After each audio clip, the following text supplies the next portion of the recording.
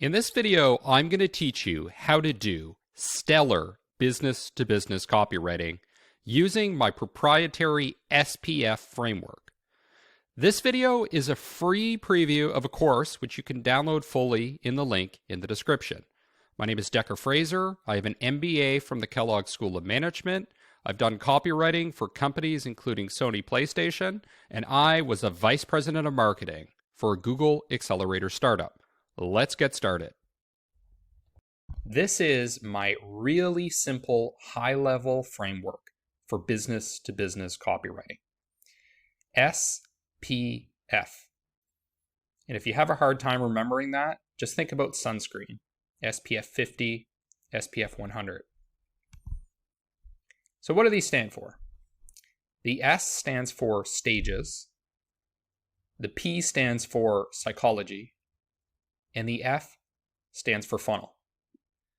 These are the three most important things that you need to keep in mind when you're doing business-to-business copywriting. Stages, psychology, and funnel. And I'm going to start by explaining stages.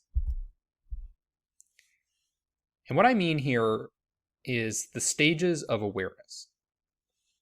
And there are basically four. The first stage is people that aren't even aware that they have a problem. There's some sort of problem that your product solves, but these people are not even at the point where they recognize that that's an issue. Second stage is a group of people that recognize that they have a problem, that problem that you solve, but they're not familiar with the product category that you're in that solves the problem. So for example, let's say the problem is churn, customers that are abandoning your product or service. Maybe you're selling in the product category of chatbots, which is kind of a new, exciting category. Well, a lot of people are probably going to fall in this category. They're aware that churn is a problem, but they don't know that chatbots can help them solve that problem. Now, there's a third group of people which are familiar with the product category, but they're not familiar with your product or your specific brand. So in this example, they know what chatbots are, but they just don't know that your particular product is any good. They don't know what your particular product does. They've never heard of your brand name. Now, when most people think about the stages of awareness, often they just think of it in a very simplistic way, and they just think of it as this: brand awareness. Are they aware of your brand? But awareness is actually much more nuanced than this. It's actually 4 different stages of awareness. And if you just simplify it to brand awareness, you're missing the empathy that's required to understand where each of these people is at in their level of knowledge. And the last stage here is product aware. So these are people that are, they know the problem, they know your category, they're familiar with your product, and now they're perhaps ready to receive a more aggressive sales pitch, something like that. And where business-to-business copywriting usually fails is sending the wrong message based on the level of awareness. So for example, if you're just pushing a consultation or a discount to somebody that doesn't even know that they have a problem, you're going to have a problem because you're delivering the wrong message to the wrong person. What you need to do is reach people where they're at. So to give you an example, I walked into a store, an electronics store, and I was just killing time and browsing. But the storekeeper was approaching me, kept saying, "Oh, we have this big sale on, you can get 50% off." I don't even know that I have a problem. I'm not familiar with any of the products here. The category, I guess I'm kind of familiar with some of the categories that are in the store, but I'm not. He's trying to push me into a sales funnel, which would be around this stage, but I'm not ready to hear that kind of sales pitch. So if you do that with your copywriting, where you're being too aggressive and salesy, and you're not educating people where they need to be educated, which is in these early stages, then you're not going to perform very well with your advertising and your marketing communications. So I'm going to walk you through an example, and we're going to see how the copywriting evolves based on the 4 different stages. So you're trying to do copywriting for chatbot, and you need to cater to people based on these 4 stages. And the first stage is people that don't even know they have a problem. So the problem is customer churn. And I'm just making up a scenario where the people that have that problem are travel agencies. So the kind of message you would send when somebody doesn't recognize that they have a problem is you need to prove to them that this is a problem and that it needs to be taken care of. So for example, your video or your direct mail or your text ad, it doesn't really matter what format the copywriting takes. It's the essence of the message that matters. And when people are problem unaware, it might be something like what the most successful travel agencies know that most don't. And what that is going to lead into is the discussion about how the most successful travel agencies have recognized that churn is one of the critical things to focus on. So this copywriting is effective because there's a promise that we're going to teach you how to be successful. There's social proof because we're demonstrating how other companies that are in the same industry as yours, what they've done. And then we're going to segue into creating category awareness. Okay, so let's say that now people are aware that churn is a problem, but they don't know that chatbots are the answer. Well, in a situation like this, you might make a more specific promise and say, reduce churn by 50% using the exciting new power of chatbots, or how chatbots are revolutionizing churn rates among travel agencies, something like that. So you're trying to build enthusiasm for the category at large. You're not just selling your product specifically, you're selling the product category you participate in, which it may be counterintuitive. You might think, oh, well, if I just push the category, then my competitors may benefit. But it's kind of a risk you need to take in a lot of cases because people aren't ready to make the jump to learning about your specific product if they haven't even been sold on chatbots in general. Okay, so now people are familiar with the category, which is chatbots. Now what you need to do is make them familiar with your specific brand. One of the easiest ways to get people interested in your specific product, your specific brand, is to use case studies that prove that you're able to solve the problem well. If you just start with talking about your company and your products and services, then people aren't really interested because it's not empathetic. It's not focused on what the prospect's problem is. So for example, one way to make people aware of your product specifically would be to write a case study or an ad that's in something like this. How ABC Corp reduced churn by 50% using DekkerBot. So in this case, the brand name is DekkerBot, and ABC Corp is a customer of DekkerBot. So this might be another travel agency. So we're using social proof and we're using quantitative outcomes to prove that our product is worthy of consideration. I'm just going to show you an example of somebody that does this well. If we jump over to LinkedIn for a second. So we have our buddy here, Pedro, who is a consultant in SaaS, similar to me. And he's using case studies to show that he gets outcomes for his clients. So how Chris got a 14.4% increase in trial conversions, how Barometrics recover greatly improved conversions, approximately 40% increase. So it's not just, I'm Pedro, I'm awesome. It's, these are the results. This is the problem I solved. And this is a segue into a conversation about Pedro or a conversation about DekkerBot or whatever your brand name is. Now, once people are aware of your product, this is where you need to start segueing into a deeper sales conversation that starts addressing objections that they have about your specific problem and how your product is able to fix that. And one of the easiest ways to get people into a sales conversation, once they're aware of your product, is to use incentives. So something like a gift card or a time-sensitive offer where they get a bonus if they request a demo now instead of later. Maybe there's a timer or some sort of scarcity factor. So an example here is get a $50 Amazon gift card after seeing a demo of DekkerBot. So we're actually using two offers to get people to respond. Now, what we're doing here is true direct response marketing, which is what a lot of people love. They love direct marketing because it's measurable.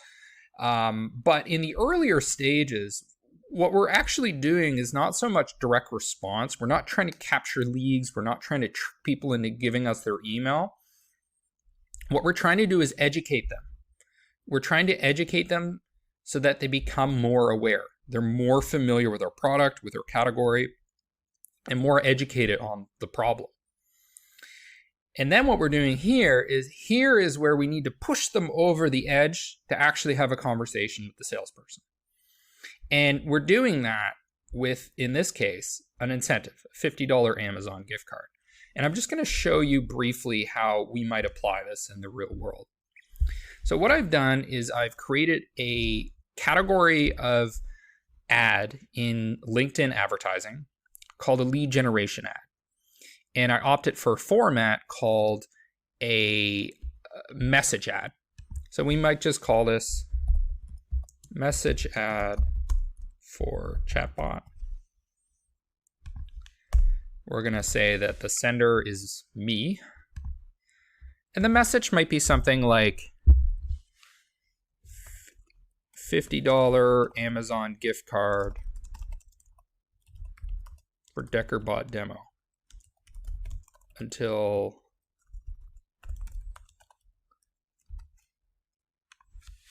so I'm leading with the offer, the incentive, this $50 Amazon gift card, and I'm going to upload an image of the Amazon gift card as kind of a visual to complement the text ad. And the thing to point out here is that when you give something away that everybody is going to want, like free money, who wouldn't respond to it? So that's the criticism of this style of marketing. But the answer is actually quite simple. You only target the people that are actually qualified to use your product. So I'm only going to target people that are in companies that are large enough to be able to afford this product. I'm only going to target travel agencies that I know are a great fit. And there are other strategies I can use, and I'm going to provide a video that goes into extensive detail on this. People that I know are already aware of the product. So they've already watched, for example, a video where I give an overview of the product. They've already watched a webinar or something like that. So it's the targeting that prevents you from wasting your $50 giveaway on people that are not a good fit. And then you would write a message ad like something like, learn how to reduce your churn by up to 75%.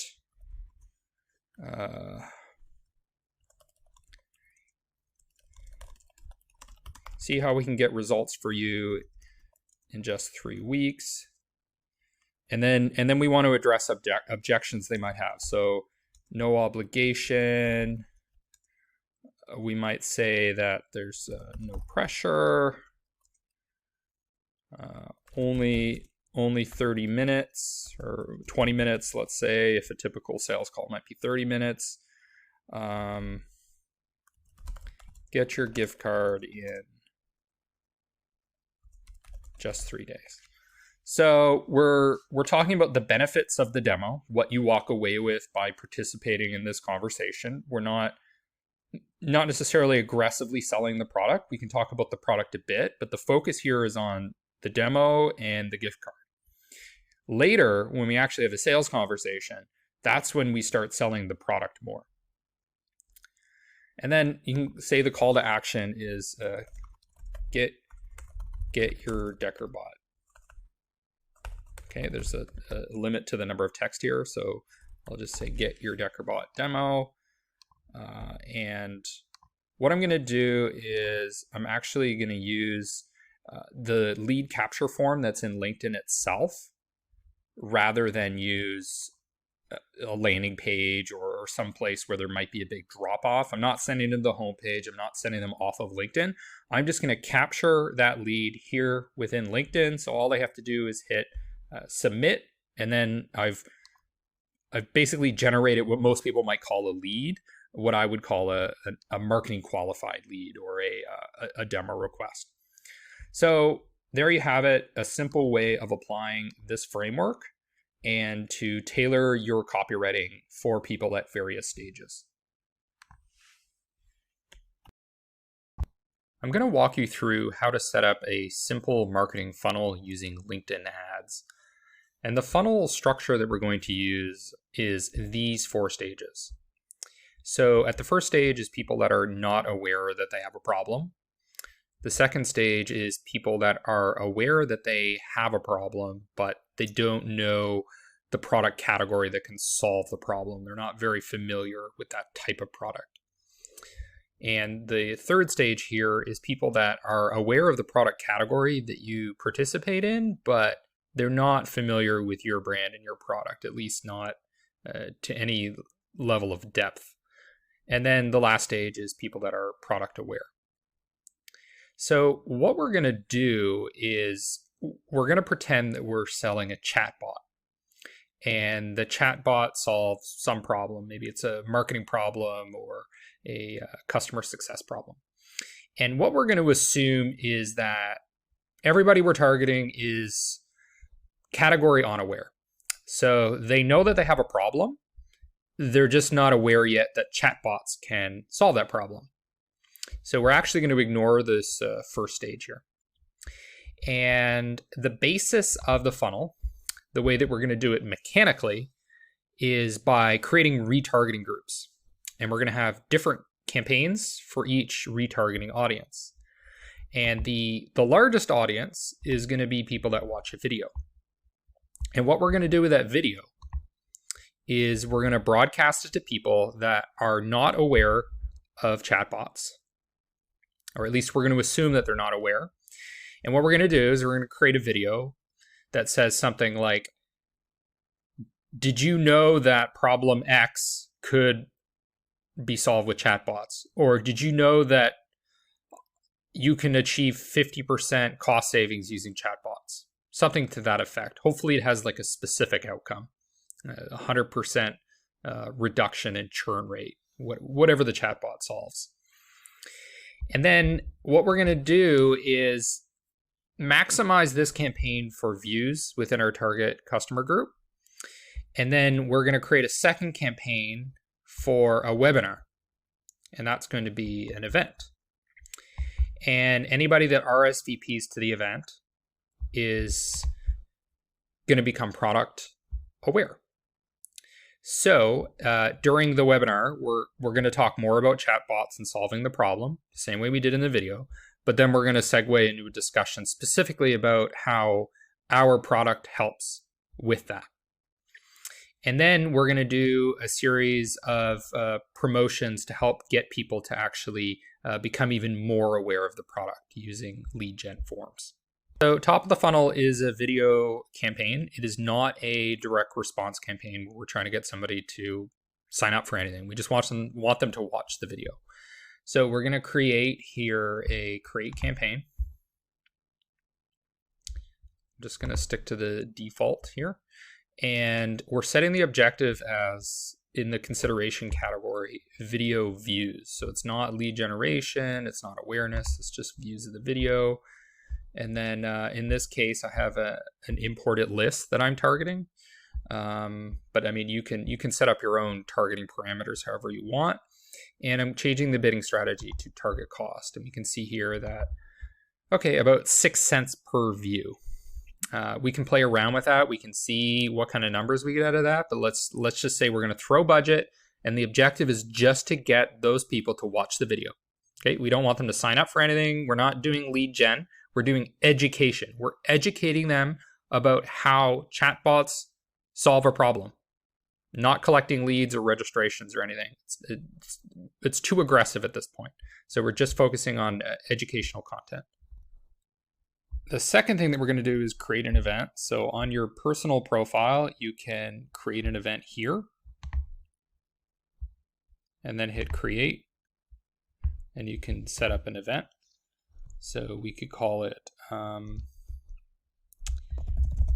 to reduce churn by 75% using chatbots and our brand. You can set a date for it, description, benefit 1, value 2, maybe like a testimonial from a case study. You know, all sorts of proof points that prove why somebody is going to get value out of actually showing up. Maybe you have a credible guest speaker that's going to attend. You could use the LinkedIn registration form. So I'm going to check that, and then you would have to put in your privacy policy. So the event could be LinkedIn Live. LinkedIn Live is something you have to apply for. You could have a link to somewhere else like Zoom or YouTube or whatever. But basically I'm saying this is a webinar to give more in-depth education on chatbots and then a brief introduction into the product that I'm selling. And you can do the same thing on the business side instead of just your personal LinkedIn. And you go to your company page, you hit admin tools, and you go to create an event. Exact same process to set up an event for people to RSVP to. The next thing you would do is set up another campaign for marketing the event. So instead of marketing the video, you're marketing the event itself. And the key thing here is the audience. So when you get down to the target audience, don't use the same targeting that you did with the video, because the video ads top of funnel, it's going after a whole bunch of people. This event is only marketed to people that watch the video because they're ready for deeper information. And when you advertise the video, you can specify what percentage of the video you want them to have watched, because typically a video view in LinkedIn ads qualifies if people only watch 3 seconds. But when you do the advertising side, you can say they had to have watched 25% or 50%, whatever. So we're going to set the audience as retargeting. So we're retargeting the people that watch the video. And I would click video here. Now, important thing here is you can also retarget people that watch events. We'll get to that in a second. So we're retargeting people who watch the video, and what you would do is create a video audience. And you can set different parameters here, but essentially maybe you would go after a group of people that have watched at least 25% of the video in the last 90 days. The next stage is to create a third campaign that's a pure lead generation type of campaign. For this, I chose to go with a message ad. So this is an ad that's going to people's inboxes. And typically this is where people start. They start with ads where it's sign up for our demo. Sometimes that's just too aggressive, and you'll see in your data whether people are responding to that or not. So when you need to set up a more sophisticated funnel like this is when you're aware that customers aren't that familiar with your category, especially if it's a new category, or if people just are not responding to your aggressive push to get them into a demo experience. So set up a lead generation campaign. In this case, we're going to use retargeting again, and we're going to retarget people that RSVP to the event. So those are the people that are more familiar with the product. They're product aware. Set the ad type as message ad. And what we would do is set up a lead gen form to get people to actually sign up for the webinar right there on LinkedIn without needing to send them to a landing page. The sign up form for the demo request can be connected to your systems using something like Zapier, or you can use like the built-in integration to HubSpot that's available in LinkedIn. And once the prospect has been entered into your CRM, you can put them into an automated email funnel using ActiveCampaign or HubSpot or whatever you're using, and basically just continue to nurture the lead, continue to remind them to show up to the demo, talk about the benefits of the demo. The other thing is, once they submit the lead capture form for the demo request, provide them a link to actually schedule it on a scheduler, perhaps with your HubSpot link or your Calendly link. So to quickly recap, we used a video to make people aware of the chatbot category. We used a webinar event to make people aware of our product specifically. And then we used a demo to start getting people that were already product aware to have a conversation with sales and hopefully on the first steps towards becoming a paying customer. So I just walk you through the first step in my SPF formula, which is stages, the stages of awareness. Now we're going to move on to the second step, which is psychology. And one of the key people that's going to help us with psychology in our business-to-business copywriting is Jonah Berger. Jonah Berger is a very famous marketing professor from one of the top business schools in the world. It's Wharton at the University of Pennsylvania. And he is the author of The Catalyst. Now, you may know him for a different book that he wrote that talks about virality. But the one that we're going to start with is The Catalyst, which is a more recent book. And the center of the book is how to change people's mind. And the core really of business-to-business copywriting is persuasion. It's psychology. It's convincing people that your product is worthy of being purchased. And there are a number of different approaches to that. And there are different stages you need to go through. But the key factor in copywriting is really psychology.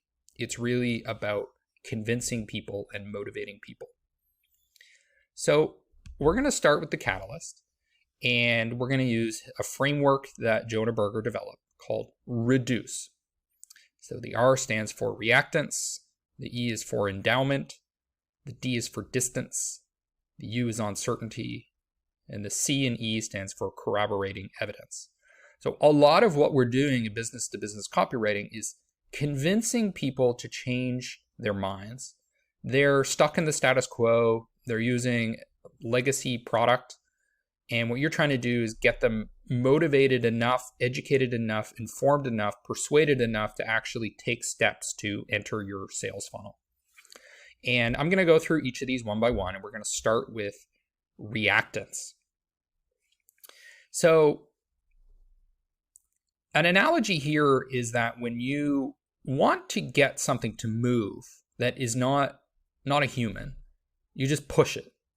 You push a chair and it goes in the direction that you want. But the problem is that when you try to push people and you just say, do this, if anybody's a parent and you just tell your kid to do something, a lot of the times they resist you and they rebel against you, or they do it, but they do it wrong just to be rebellious. So a lot of how you convince people to do something is you don't explicitly tell them what to do. You provide them options. You give them agency so they feel like they're making the choice themselves. And in a lot of cases, they're not actually really making the choice. You're laying options out on the table, but all of those options are ones that you want. So to give you an example, there was a taxi driver in Serbia recently who wasn't using his meter. So he was trying to, I don't know what the word is, extort extra money out of me. And he said, you can either not pay me or give me the ridiculous fee that he was charging me. I think it was like $20 for a 3-minute drive or something, which is quite high for Serbia. So he made it seem like I had the choice, right? I can either say not pay anything or pay his really high fee. But really it was a ruse, because he knew I'm not going to want to pay nothing, because then it's like I'm stealing from him, right? He did provide a service. So I'm like, well, I don't want to give him nothing, so I'm going to have to give him everything. But it was a false dichotomy, because the middle ground was actually the correct option. It was a price that was fair. So but being somebody that's very familiar with marketing psychology, I knew that he was giving me options that were not the only options. So what I said was I offered him a price that was actually reasonable based on other rides that I had taken. But this is something that a lot of business-to-business copywriters do, is they provide options, because when you provide options, people are more likely to do what you want instead of just saying no. Instead of just rejecting your offer altogether, they're going to go with the option that they're willing to commit to. So we're going to go through some examples of this. LinkedIn advertising is something I've been exploring a lot lately because I think it's an underutilized channel. And I think it's a great way to demonstrate this idea of reactance or the solution, which is agency. Now, I received this email and this message ad. And a lot of times when you receive a message like this, the only option is book a 15-minute chat with me or book a demo, something like that. But what Grace is providing me here is, yes, tell me more. Yes, read the report, or I'm unsure. So she's essentially set up a few different options to cater to people that are at different levels of awareness or different stages of interest, which is awesome. And this is something you can do with the conversation ads, which is a new format on LinkedIn. And it's great because instead of just closing it, or instead of just clicking nothing, I'm probably going to choose one of these. I'm much more likely to change my mind because I feel like I have agency, I have choice. So here's an example of how you would set that up. I just went into the ad builder in LinkedIn and I said, hi, their first name, which will populate with whatever the person's name is on LinkedIn. My name is Dekker, and I'm reaching out to you because I solved the biggest problem that you have. With Dekker Corp, our family of products allows companies to eliminate $100,000 in waste. Would you be interested in a free demo of, and then you can put in your company product and give people the option. Are they ready to sign up for a demo or get the free consultation? If they're not, tell me more. Send me to a brochure, send me to a video overview, send me to some part on your page that's specific to my industry. You're giving them the option of saying yes, saying, or maybe, or give me more information. So a lot of the examples I'm providing have been for products, so like software products that are being marketed through LinkedIn ads. Well, let's look at an example where that's not what we're doing. We're doing more traditional marketing. So here we're marketing a service, and we're marketing it with direct mail. So physical mail outs instead of, your LinkedIn ads, your Google ads, etc. And I worked on this piece of direct mail with one of the most famous copywriters in the world. His name is Bob Bly. He wrote the Copywriter's Handbook, one of the top selling copywriting books, probably of all time. And he helped me put this together. And it's an example of agency. So I think one of the failures of business-to-business copywriters is hubris. There is a lot of assumptions about the customer that are not accurate. You assume that because they did X, they must be at this stage in the funnel. Or you assume that because they're this size, they must be a good candidate for your product. But that you can't be that arrogant. You don't know what they want. You don't know what choices they're going to make. I mean, unless you've done tons and tons of research, interviews, surveys, the amount of granularity with what people's needs are is very, very high. So what we're doing here is we're actually presenting 5 different free offers. And we're not saying everybody's going to love offer 1. No, we're giving 5 different ones. Okay, if this one doesn't appeal to you, maybe this one will, or this one. So the first is a tip sheet. The second is an estimate and proposal, a free 20-minute consultation, and $100 in credit for advertising, and free site updates for 2 full months after completion. So here's an example of the first concept in the reduced framework, which is reactance. And you address reactance by providing people options. The second key concept in this framework of changing people's minds is endowment. This is incredibly important, and this is one of the biggest considerations in psychology overall. And it's that people really, really value what they already have, and they're less interested in gaining something new than they are with just preserving what they have right now. And there's a status quo bias that's built into that. So people are more likely to keep doing whatever they've been doing and resisting anything new because anytime you're doing something new, there's the perception that there is a risk associated with that I'm going to lose something. So people are more loss averse than they are greedy for gains. And the way that you work with this psychological principle in copywriting is that you surface the cost of inaction. So you might say something like, things are getting worse, your competitors are coming in. If you do nothing, you're going to lose. So by getting a demo of our product, by requesting a free consultation, by buying from us, it's not so much that you're going to gain something, it's that we're going to prevent you from losing what you're already losing and from losing more in the future. So it's almost like positioning your product as insurance rather than as a growth formula. The other thing that you do is you reframe things as regaining a loss. So it's like there was something that you had, but because you didn't have the right product, you ended up losing it. And I think it's particularly effective when you can show that things will continue to get worse if you agitate the problem by doing nothing. So let's walk through some examples that I just quickly wrote up here. So what we're trying to do is highlight what you will lose by not acting. Now, if you think of the way that most copywriters approach headlines and body copy, they're really trying to build excitement for what you gain. You know, we're going to drive growth. We're going to get you more pipeline. We're going to get you more leads. We're going to make your company better and more profitable. But the kind of terminology that is actually more effective tends to be centered more around, we're going to prevent this from happening. We're going to save you X. And it's also, from a financial perspective, easier to prove contributions to profit when you're talking about reducing expenses than adding profit.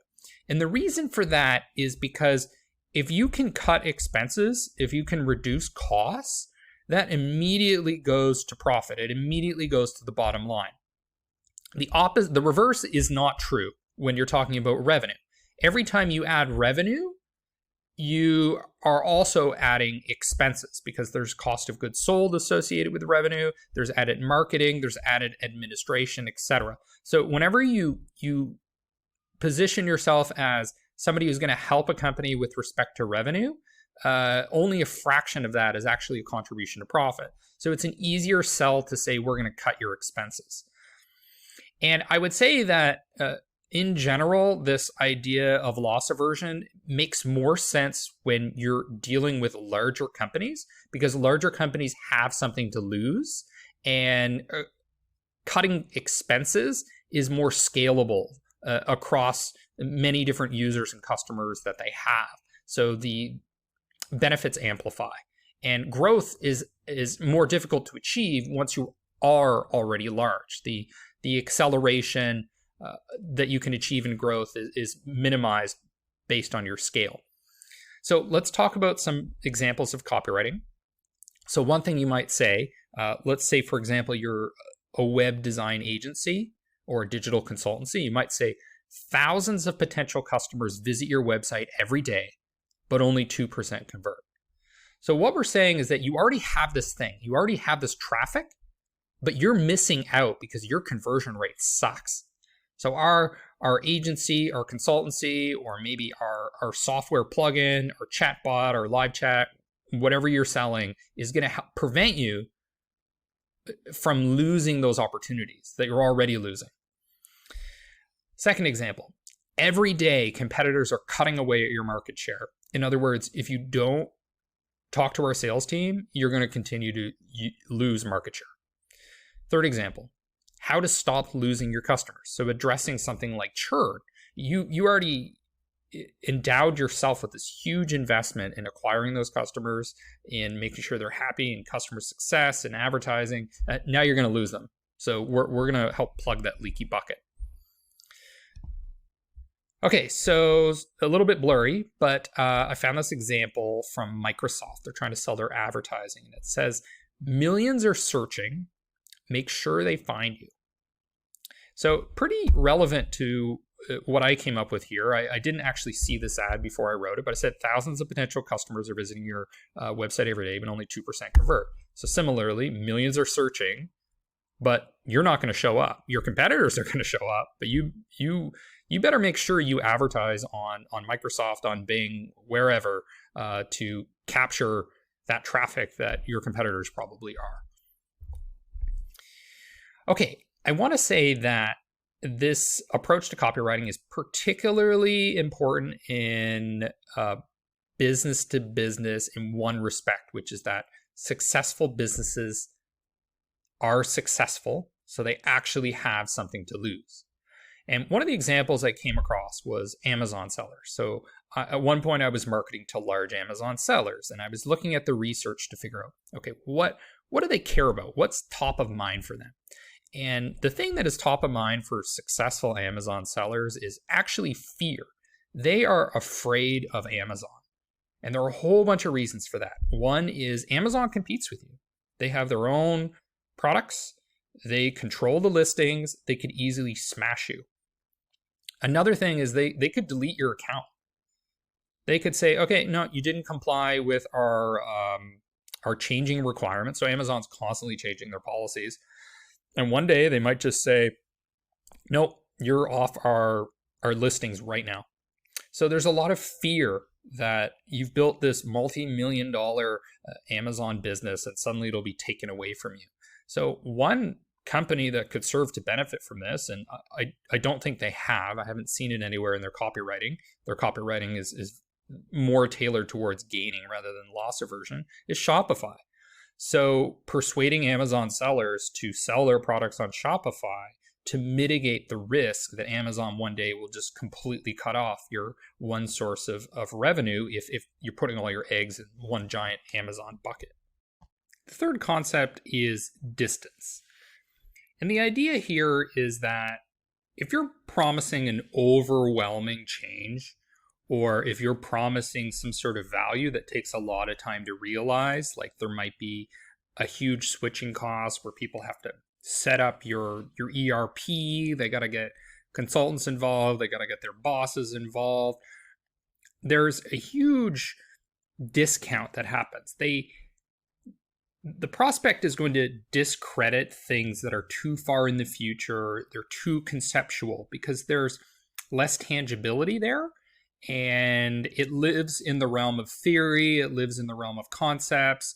Who knows what might change in the interim? Like, yeah, it seems like a great idea, but I'm not so sure because it's so far in the future. And one of the key ways that you address this distance problem is you just ask for less. You ask for small commitments, and then you incrementally build up to the point where the prospect is able to realize the full value of your product. So let's walk through some examples. Canva, I think, does a great job of this. So once you sign up and you don't pay anything, what you're going to run into is these roadblocks. So maybe you want to do this post on your social media. Well, you'll notice that there is a Canva watermark. So to get rid of the watermark, you have to pay $1.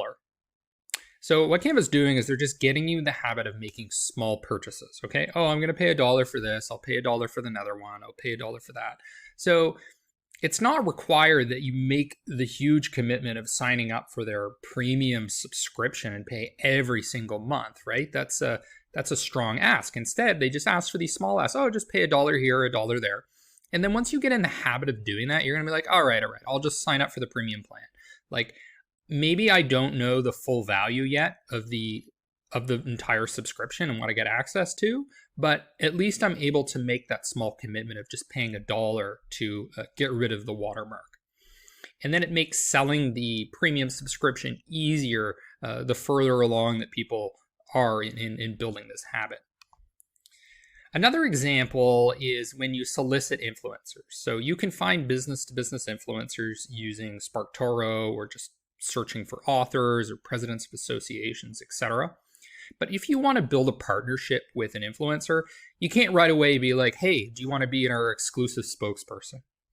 No, that's too far in the future. It's too conceptual. There's too much risk associated with that. So what you can do is you can start with asking for less. So, hey, would you like to have a free IP account to use our product? And then if they do that, perhaps we could contribute a free blog post to your blog if you're a blogging guru. And then you might ask for a joint webinar. Okay, there's a bit more involvement here. The person has to actually schedule it. They got to show up. They're kind of half endorsing you by doing co-marketing with you.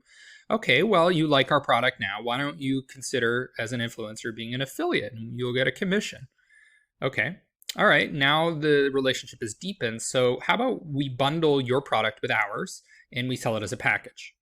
And then the final stage is asking for a partnership. So an exclusive partnership is distant. It's very far in the future. It's a big commitment, but let's just ask for tiny little commitments along the way that gradually deepen the relationship that you have with the influencer. Other examples that are, I think, great applications of this is with business-to-business software. Traditionally, people push for the one-on-one sales conversation that is referred to as a demo in a lot of cases. But what ends up happening is a lot of people, they don't show up to the demo, or they show up, but they're not qualified. They don't have any purchasing intent.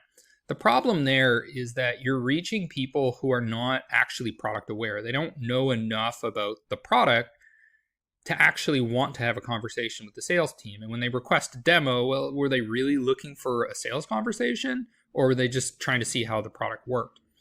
So companies correctly have moved in this direction, where instead of asking for a demo, they're saying view a product tour. Okay, Adobe's doing that with Marketo, or it could be just like a 3-minute video or something like that. So let's take a look at one of those examples. This is demandbase, business-to-business software for account-based marketing. Very small ask, watch a 2.5-minute video. I think that's what people are looking for when they're actually looking for a demo. And then, if you've watched that, you can look for a 20-minute video.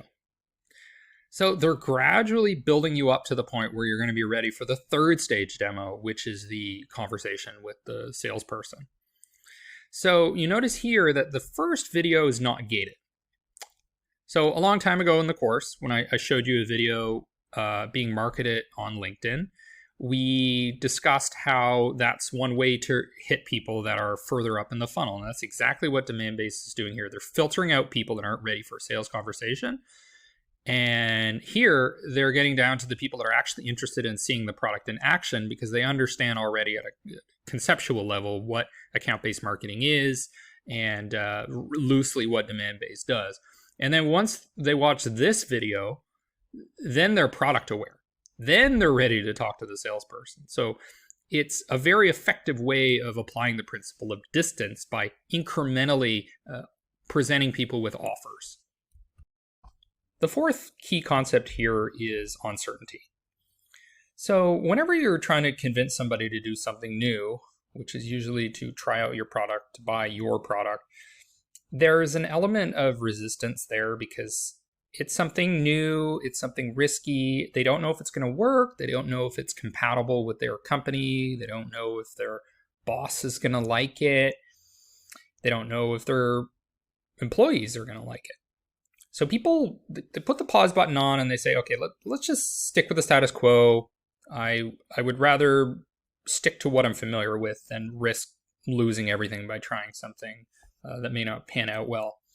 That kind of risk aversion is very, very common in bureaucracies. So large companies, people are less interested in being successful. They're more interested in just not getting blamed. They don't want to be blamed for things that are going bad. And I saw this before working at a very large company where people were behaving in ways that were not necessarily going to produce the best outcomes, but they were just making decisions that would face the least amount of resistance from other people. And that's going to be an essential part of persuasion when you're doing business to business, especially if you're selling an enterprise product, is how do we get something positioned so that it can be sold well to a buying committee rather than just one person who's excited? And the way that we help address this problem is make your product more triable. So things like free trials or samples. Using freemium is what a lot of software businesses are doing. Reducing the upfront costs. So one of the big challenges with business-to-business products is that there are high switching costs. People need to be trained, systems need to be migrated over, data needs to be transferred, there needs to be legal reviews. It's a huge cost to change from one product to another. So by reducing that cost and providing those services for free, or just addressing how smooth the transition can be, is going to help you with the uncertainty principle. And the other thing is just drive discoverability. So the example here is accurate experience. I'm sure any test drive of a vehicle or test drive simulations could help with that, especially if you're selling it to consumers in that case, because it's a very expensive product. But in business to business, you're almost always selling something that's fairly pricey. So the analogy of using a car is a great example, because this is a product that's $40,000 or whatever. So if you think about whatever your experience was like buying a car, that's kind of what it's like buying a business to business product. Only instead of just convincing your spouse and your kids perhaps that the product's a good thing to buy, it's convincing your boss, your CFO, the VP in a certain department, something like that. So I'm going to show you a few examples from companies I worked at. And here we have a pricing page for this product. And the reason that this reduces the uncertainty, as we can see here, is because there is a low price plan, the Chihuahua plan. So it's the small little dog plan. And also that it's monthly. So you don't need to commit to a year if you don't want to. Especially with this plan. Now, for these plans, you have the option. Do you want annual to save money, or do you want monthly to reduce risk? That's also the application of agency that we talked about earlier. So it's easier to get in, right? We're reducing the uncertainty, we're reducing the risk by saying, hey, just try out our lowest priced option, 1 month commitment. Okay, the other thing that we're doing is we're giving them a free trial. So you get 7 days free, try it out, no risk, don't have to put in your credit card, easy peasy. And you also get a 30-day money-back guarantee. So not only do you get to try for free, but when you do decide that you want to buy it and you put in your credit card information, you also have a guarantee. So it's another 30 days to evaluate whether it's something you even want or not. Another company that I worked at, looking at their pricing page, we talked about how with business to business, often the switching costs are quite high. So what we're doing here is we're providing free onboarding. So the training is free in the initial stages, and then you're also going to get ongoing support. So that helps mitigate the cost, which is not just the price, but also the labor and the frustration that's involved in switching to a new product. Here's me promoting my free consultation, which is another way of reducing uncertainty. Oh, you're not ready to pay me $1,000, whatever. What you could do is just hire me for a free consultation. And then if I give you advice that you find valuable, then you're ready to make a bigger commitment to sign up for a $5,000 contract, or whatever the case may be. This is a tactic commonly used by agencies, by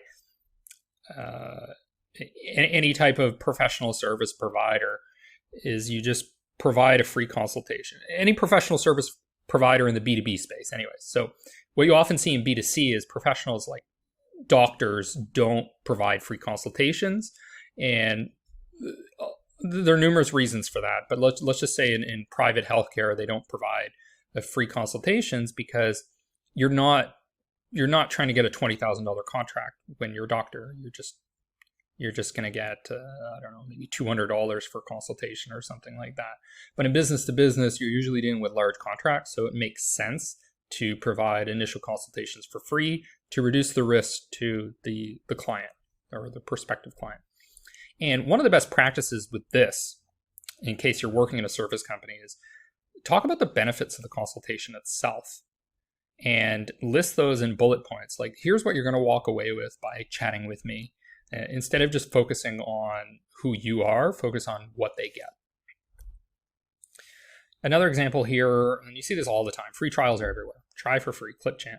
So what happened to me was I had recorded a video and the lighting was bad. And rather than wanting to redo the entire video, because I already sunk a lot of time into it, I just wanted to do some color correction, some lighting correction. So I ran across this Clipchamp software using a Google search. And I tried it for free and it was great. It did exactly what I wanted, better than the alternatives that I had found.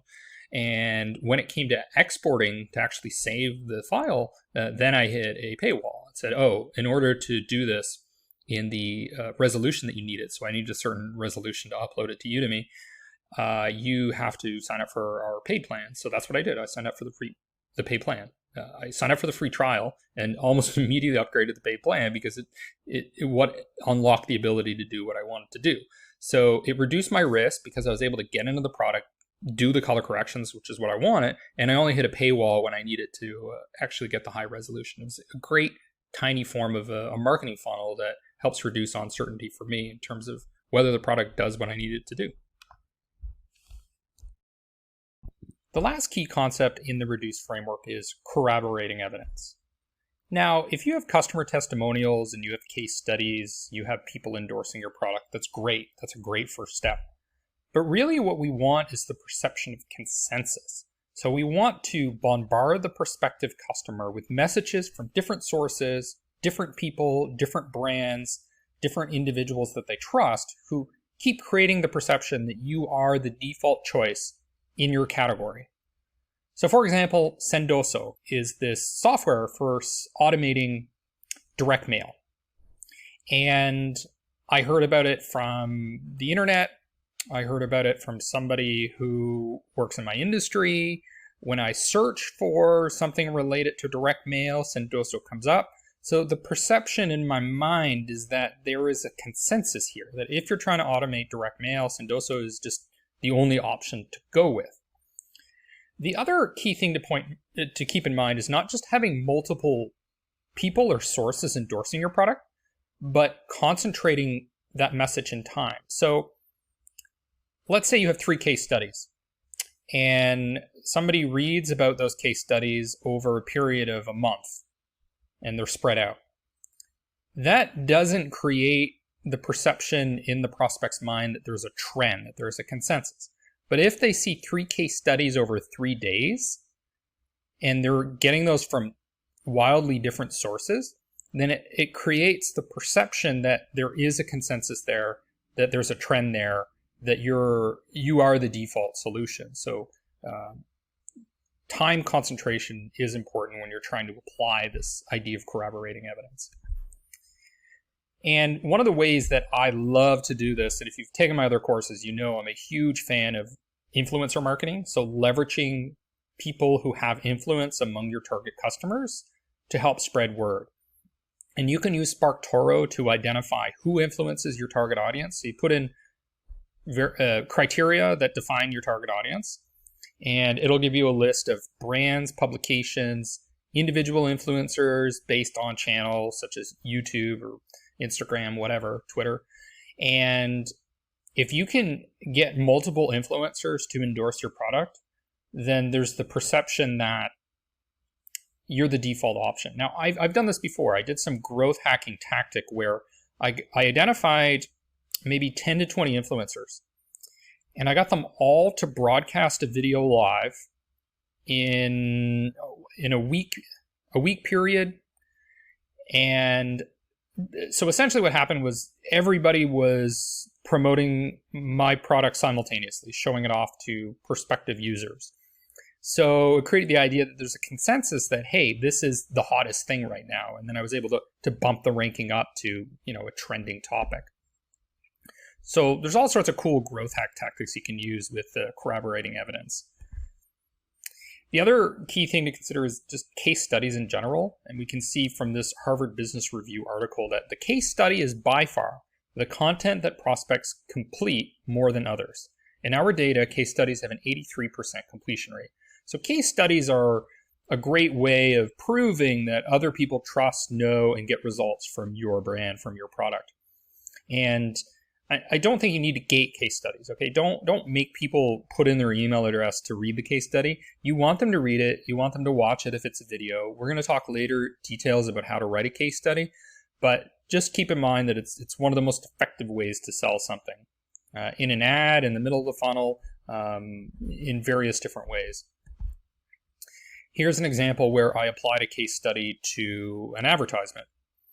We ran ads like this on LinkedIn and generated marketing qualified leads. So getting people to sign up for around $35. And the whole center of the ad is a case study about somebody who reduced her paperwork by 50% using dictation, which is the product category. And the call to action is to get them to sign up.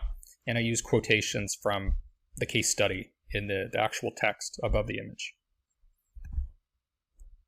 Okay, some other examples of corroborating evidence. Clipchamp, product I told you that I signed up for. Every time I try to save a video with Clipchamp, it says made with Clipchamp. Simple copywriting. Simple copywriting that if I were to send a video to somebody else, they would see that I had made the video with Clipchamp. So it creates some word of mouth virality there, creates the perception that Clipchamp can be trusted because I use it. And if people trust me as somebody for making videos, then they're going to trust Clipchamp. You get some kind of halo effect there. Another example, LinkedIn Sales Navigator. I'm on the checkout page for LinkedIn Sales Navigator, and it is populating a personalized recommendation, basically, of who else is using it. Other people I'm connected to, other people I talk to, other people I check out on LinkedIn. And that's the kind of social proof that might just get me over the edge to actually buy it. And related to this idea of corroborating evidence is the importance of using a multi-channel approach to marketing. So if I'm getting the same message from LinkedIn ads, from Facebook, from Instagram, it helps build that kind of everything is narrowing in on you as the default choice. But don't just limit yourself to advertisements, okay? You want to be a guest on podcasts. You want to be collaborating with influencers on YouTube. You want to get mentions in books and in audio recordings. If you can try to find channels that are disconnected but still reach the same people, people are going to be like, hey, wait a minute. I can't believe I just saw a printout for that product when I was waiting in the doctor's office, but I also heard about it on LinkedIn. So it must be, it's everywhere, so it must be popular. And you can do that in the most simplistic way. You do that by advertising on multiple channels, but by leveraging word of mouth through other people, that's really when you start to get a compound effect. Back to the SPF framework, which is my high-level framework for business-to-business copywriting. What we did was we identified people based on their various stages of awareness and created copywriting and content catered to those different stages. And then we applied psychological principles to help educate them and persuade them. And next, what we're going to do is look at the funnel. So what we're going to do is take what we've learned here and apply it here to help push people further along the funnel. Now, the funnel is a little bit complicated. It's a little bit tricky, and I'm going to explain why. It's because when I'm talking about a funnel, I'm talking about this thing on the far right, which is basically lead stages. So at the top of the funnel, we have marketing captured leads, and at the bottom, we have an acquired customer. But you've probably also heard that a funnel is awareness, consideration, and purchase. That's the most popular template in the marketing world. It's a little bit dated, but it's still used in a lot of cases, like with LinkedIn advertising and Facebook advertising. Those are the basic categories. That's fine. But there's a reason that I'm separating what you might call a marketing funnel from what is probably closer to a sales funnel. And it's because in business-to-business contexts, usually what people are talking about when they use the funnel is this, okay? It's more focused around the sales team. It's short-term, where is the pipeline revenue coming from? And it's an internal measurements of what's happening with prospective customers. But in marketing, we tend to think higher level, we tend to think longer term, but business-to-business environments are often more concerned with performance this month, performance this quarter, performance for this year. So sometimes you can refer to this as the funnel or as the marketing funnel, as I did when I went through the example of LinkedIn ads. It's a marketing funnel can be developed based around these. But the other key thing is that it's really a targeting methodology.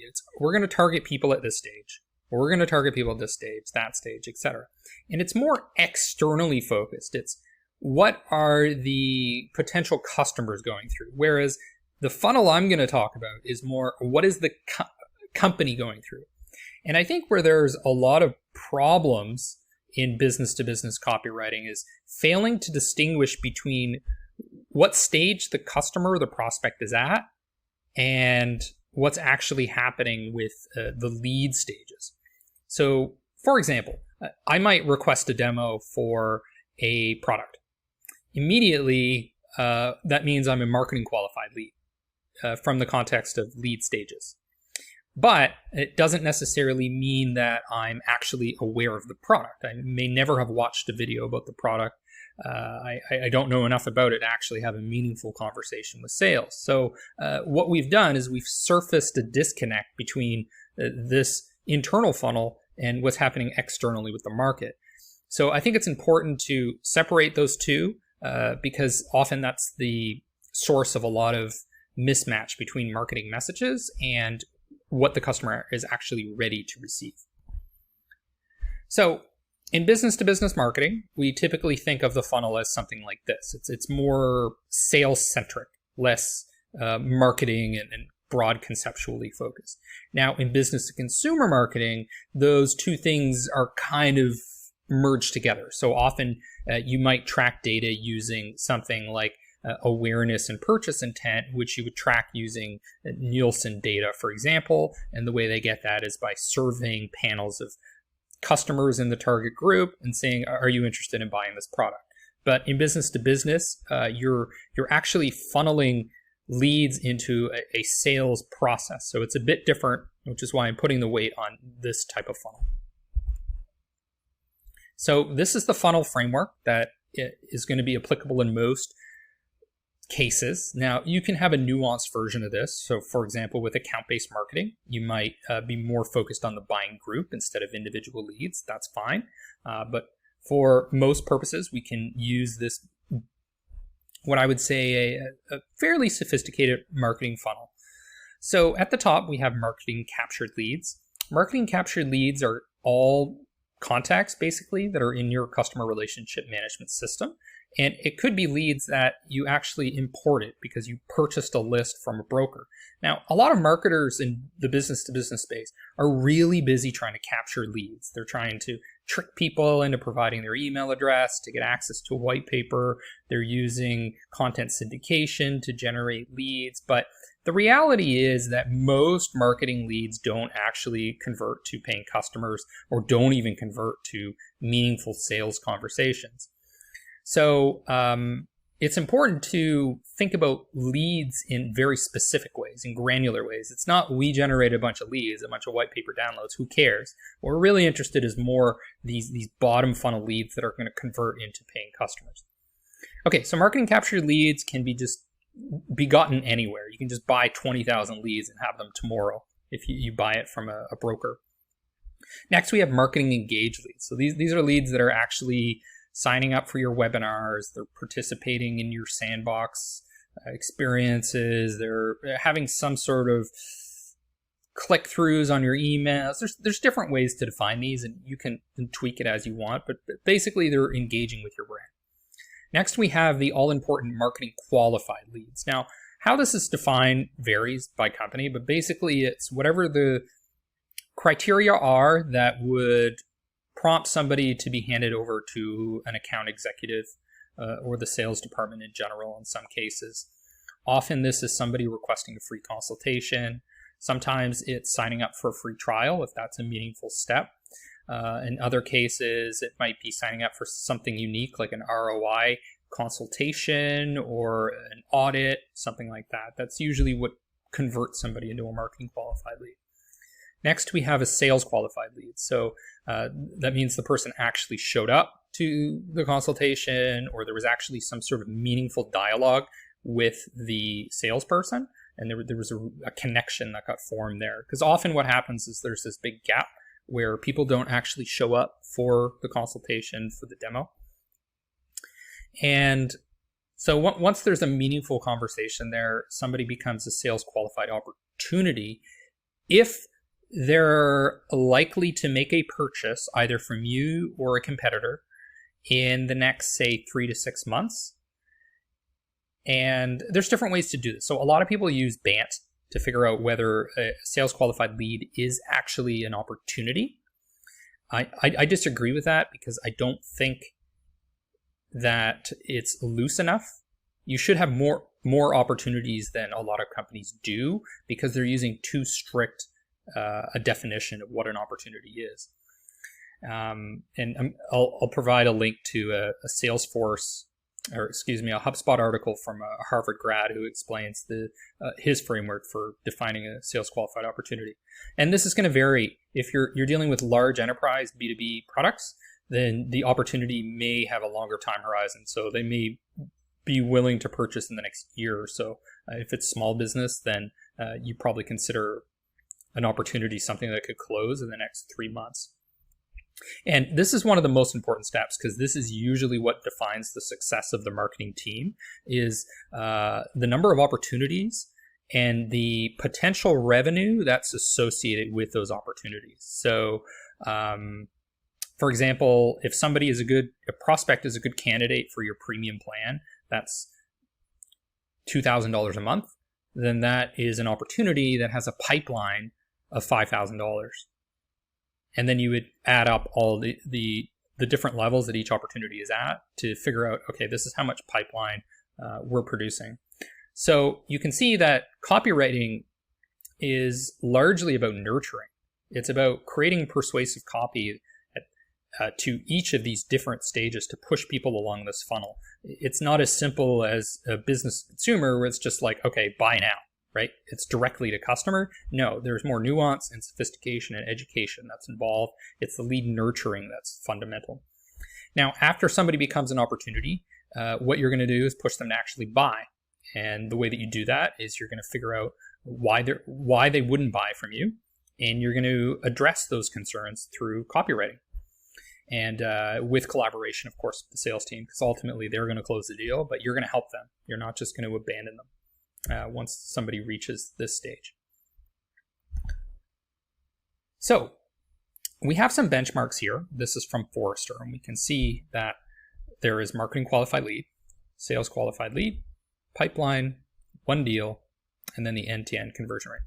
So they don't actually use the first stages that we talked about, the marketing capture lead and the marketing engage lead, because as I mentioned, the business-to-business world is more interested in the sales pipeline than they are with the marketing awareness funnel, if you will. I'm just calling them stages of awareness. So even here, they're just starting at MQL. So essentially, once there's a handoff to the sales team, that's where we have a funnel. So if we look at benchmarks here, there's about a 1/3 to a 1/4 to 1/3 conversion rate through each stage. So you can go through your data to figure out if the conversion rate is low. It's like, okay, well, whatever copywriting we're doing to get people to have a conversation with the sales team, if the conversion rate's only 10%, then we need to improve that. Okay, we need to be more persuasive. We need to use more and better psychological principles to persuade them to actually talk to a salesperson. Okay, maybe they're not becoming opportunities. Okay, maybe what we need to do is create more time urgency. Okay, how do we convince them that if they don't act now, then they're going to lose this amount of money? Okay, we talked about that when we went through the reduce framework and how loss averse people are, right? They're very much concerned with what they have and less concerned with what they're gaining, and then becoming a one deal. Well, maybe they're considering a competitor. Okay, let's put out some copy that compares us to competitors.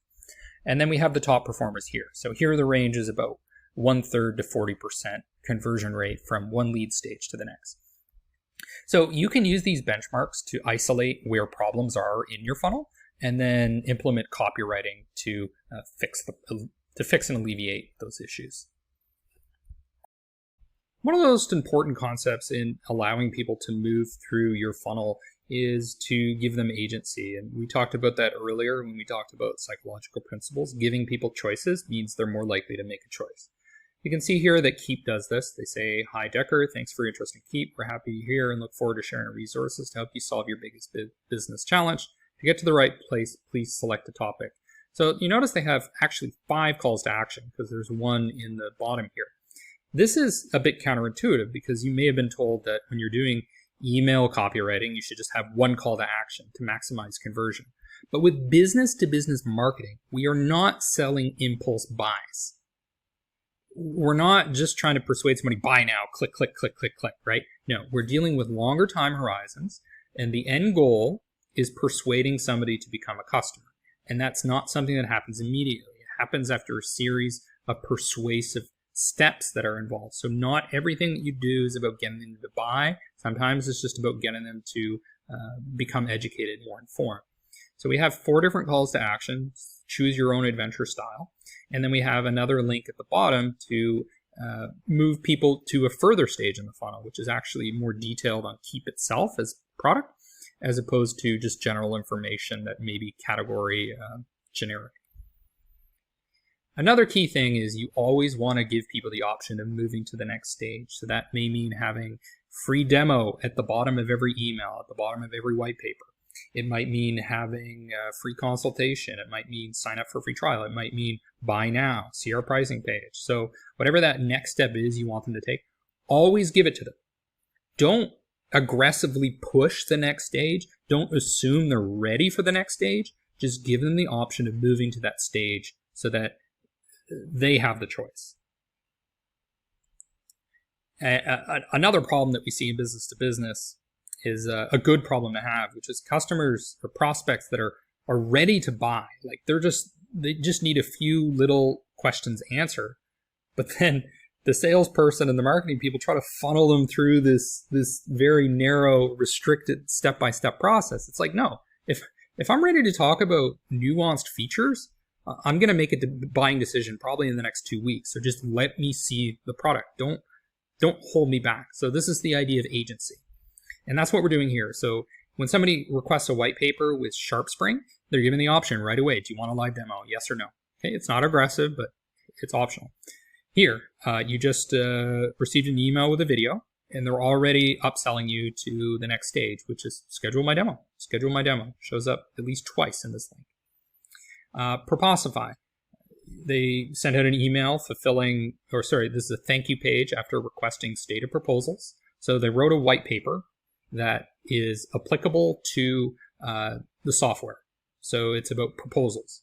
And proposals are very close to proposal software. So it's possible people that downloaded this are interested in proposal software. So once they download it, they're already upselling them on the thank you page. I'd like a demo. Our business proposal experts would love to show you how Proposify can skyrocket your close rate. Okay, skyrocket, they're using a lot of enthusiasm here. And cut friction from your team's sales process. Click here for a demo of Proposify in action. So it's cool. There's some brand personality here. They're using exclamation marks. It seems like a very likable company to work with. Okay, and probably the single biggest part of business-to-business copywriting when we're dealing with the funnel stage, where we're dealing with kind of internal metrics tied to the sales team, is addressing objections. There are going to be a whole host of objections about why people are not moving to the next stage or about why they're not buying, which is like the last stage, other than upselling existing customers. So an example of this is there's this software out there that's for sales automation. Outreach is one of those. SalesLoft is another. And one of the objections I would have as a marketing consultant is why would a company need marketing automation software like Marketo, but also need sales automation for emails like Outreach? So Outreach looks like they've recognized that this is an objection. So they've created content that's intro to marketing automation plus sales engagement, the ultimate power couple. So what we're trying to say is we're not competing with marketing automation. We're complementary. We work well together. Here's some copywriting to explain why. So one of the most important things is you need to do research. And there are all sorts of ways to figure out what the objections are. One of the easiest ways to do research is to simply look at the lost reason codes in your CRM, so Salesforce or whatever. If you're a small startup and maybe you're not that sophisticated, you can just ask sales about what objections customers often bring up. One of the keys to research would be paying prospects for their time to give you input. And it's not just prospects, but it's also people that have actually already been lost. They've not moved to the next stage. They're not responding to sales. Well, maybe if you give them a $50 gift card, you can find out, okay, why did they not move to the next stage and abandon your company? Another thing I'd love to do is just ask questions on Quora. You can do the same thing with Reddit and Facebook groups to figure out, okay, here's a product. Why might somebody not purchase it? And often the reasons are like these ones listed above. So why are they not trying, buying, or progressing in your funnel? It may be because of price, or they may tell you it's price, but it's actually something else. Competition. Competition's better or cheaper. So those two can be related. Timing. The huge problem in business to business is that there's a buying cycle, and they may be doing budgeting at the beginning of the year, and you're trying to sell them aggressively something now. They're not going to care. They won't respond. So, lowering your price is just not going to help. Addressing competition, who cares? It's a timing issue. Features, you just don't have the features that they want. So if that feature gets released, you want to make an announcement to the customers about that. Problem or product awareness. They just don't know enough about their problem or the product. So let's think of some examples here. So in copywriting, sometimes you ask for credit card information when people sign up for a free trial or sign up for some sort of temporary thing or to unlock some capability. And they're going to be like, why do you need my credit card? So they're not going to convert. They're not going to move to the next step. So one of the easiest ways to persuade people to do what you want is to tell them why you're asking them to do it. Put in your credit card because we can't support, we need to verify who you are, or it's so we can set up automated billing next month if you choose to do it, but don't worry, you have the option of disabling it. Or it could be, hey, no, don't worry, we're not going to automatically bill you. You have to opt in. We'll send you a reminder email to cancel your subscription, something like that. Okay, another objection. Your product won't work with my software. We'll just put out some copywriting, say, yes, it'll work with your ERP, your CRM, whatever. My developer needs to approve it. Okay, well, let's talk to your developer. Let's create some content that would help address that. My needs are too specific. Okay, well, let's talk about customers that had specific needs, and we can write a case study to convince them. My software already does that. So then you need more copy explaining why existing software doesn't actually do that, and here are the limitations. So you can see the reasons that people aren't progressing in your funnel can be numerous, and you could try to address all of these, but let's focus on the ones where you think the biggest problem is. Okay, so then it's a matter of creating content that actually addresses those. So let's say that we've gone through the data, we figured out, okay, price is the problem. Okay, so case studies that prove return on investment would be the easiest thing. Could be an ROI calculator that shows return on investment and cost savings. Okay, timing's the issue. Well, sometimes we can't do anything about that. It's just the big bureaucracies that move slowly. There's not much you can do. But you can have time-sensitive offers and automatic scheduled follow-up. So let's say their budgeting happens in December. Well, it probably won't happen in December. Let's say February. We'll send an automated email to the person saying, hey, are you interested in talking? Last time you said after when the budgeting gets started, you may be interested. And you can help work with the sales team to develop those automated one-on-one emails using tools like Outreach. All right, competition. So easy, just do some writing using comparison charts, comparing you to the competitors and what their limitations are. If there's a specific competitor that you're losing to, hone in on them. Don't waste your time with competitors that are insignificant. Features, new features announcements, as I mentioned. Product awareness. Maybe that means there needs to be a 5-minute video or a PDF brochure that talks about the product so that people are actually more informed when they go into the sales conversation. Okay, maybe it's problem awareness. Well, you can create content that is research showing how big the problem actually is. One of the things that I really want to highlight here is that not all copywriting is direct response. I know when I first started in copywriting, there was this big argument. You're either doing brand awareness marketing or you're doing direct response marketing. And the thing is that it's not that simplistic. There's not just direct response and brand awareness. There's product awareness. There's problem awareness. There's product awareness and objection handling. But the key mistake that business-to-business copywriters make is they think that everything needs to be measured. It's only worthy to send an email out if you're able to measure the click-through rate. Well, one thing that I did was I took all the emails where people had to click a link to go to a blog post or click a link to download a case study. What I did was I took all of that content, copy and pasted all the content from the case study, all the content from the blog post, put them into the emails themselves, and then I measured the pipeline generated after a quarter, and guess which one performed better? It was the nurturing emails where people didn't have to click. It was where all the nurturing content was in the emails themselves. So it's not about tricking people into clicking things and releasing information. Okay, if you need somebody's contact information, you just go and buy it. You can buy a list. Okay, that's not the hard part of marketing. The hard part of marketing is persuasion. Now, direct response makes it easier to measure. So if we look at our funnel here, it's easy to measure all of these things when you're making sure, okay, we have a specific stage that shows they're engaged. We have a specific stage to show they're qualified, and then that they've had a conversation. But this is more an outcome or a measure of success, but it's not the cause generally.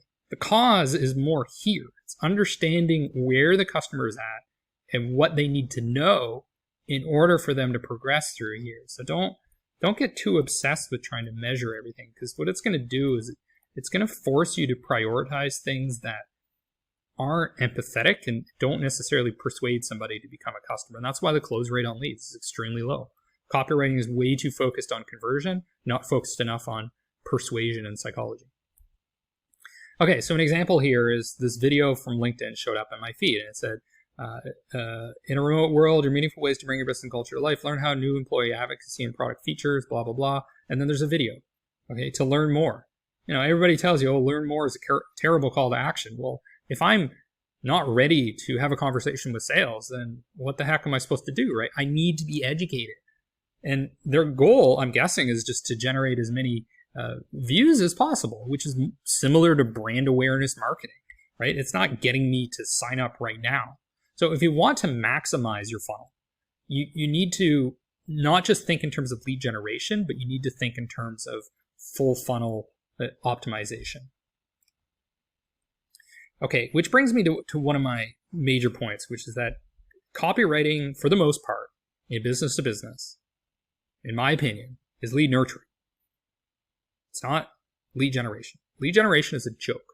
Okay, I remember one of the first successful lead gen campaigns I did was I created a landing page so that in order to access the brochure for this college, you had to submit your information. And a whole bunch of people signed up for the brochure, but very few of them actually were ready to talk to a salesperson to become students. So what value is that to the business? It's nothing, right? It's just an email address. An email that hasn't been nurtured is meaningless. So that's why you as a copywriter, your number one focus is lead nurturing. It's persuading people that you've identified and targeted to get to the point where they want to buy the product. And that's a prolonged series of stages. So when you're obsessed with measurements and click-through rates and things that are easily tied to attribution, you're incentivized to create clickbait. So things that like trick people and deceive people into providing information. And then what you're going to get is people are going to give you fake emails. There's ways around that, like you can fulfill your content through email, so they have to give you a legit email, but they're going to give you a fake phone number. And the reason is they don't want to become customers. They don't want to talk to salespeople. All they want is your information.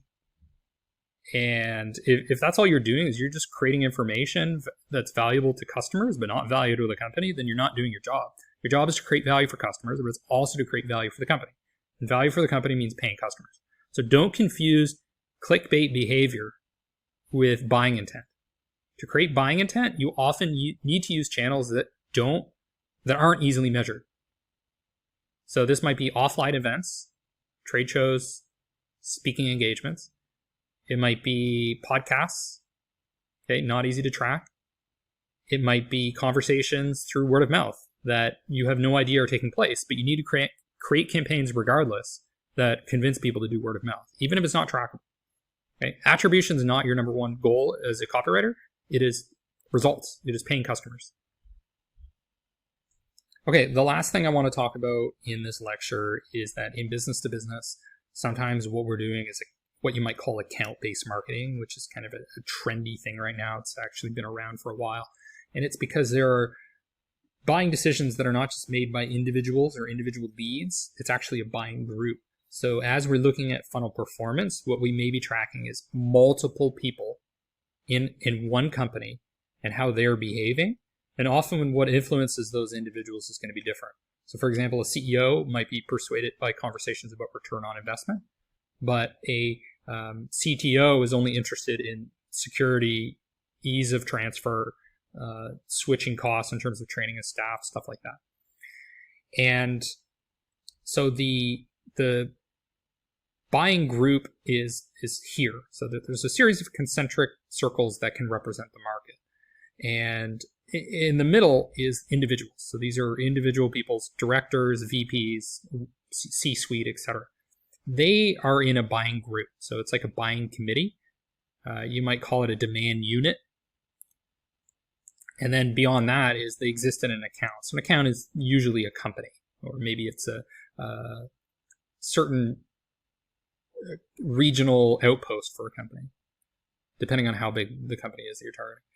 Now, one of the most important things to recognize is when you get beyond that into the wider market, there are essentially two groups of prospects that you're going after, two types of accounts you're going after. Those that are in market and those that are out of market. The in-market people are actively looking for a solution, or they should be. In other words, they have some sort of immediate need, maybe some trigger event happened where they should be looking for a product in your category to solve their problem. But the wider group of people is out of market. These are people who are not in the market for your product right now. They don't really have a need right now. There's no pressing need to buy it. And the way you market to these two groups can be very different. So for example, with in-market, you might have intent data that tells you, okay, they have purchase intent. You see buying behavior that they're taking, and we know that they're probably going to be buying from us or a competitor. Okay, so let's focus the copywriting to them in a way that resonates. Hey, the best CRM for manufacturers or something like that. Now, out of market's a bit different. This is becoming more important when you're a larger business, because what you're trying to do there is stay top of mind. You want to increase the brand awareness. You want to increase the word of mouth so that when the need arises, you can hit those people. But usually we're more focused on short-term revenue when we're small, medium-sized businesses. We can't think in terms of the longer time horizon. So the focus is usually in-market customers. So customers that are have the potential to become a paying customer in a short time frame, such as within 6 months or something like that. I'm going to talk about the case study because the case study is one of the quintessential lead nurturing assets that you have at your disposal. It is one of the most effective ways to transition from a high-level, top-of-funnel conversation with a prospective customer to transition to somebody that's actually interested in your product. If we look at this research that was posted in Harvard Business Review, we see that prospects still prefer one type of content more than others.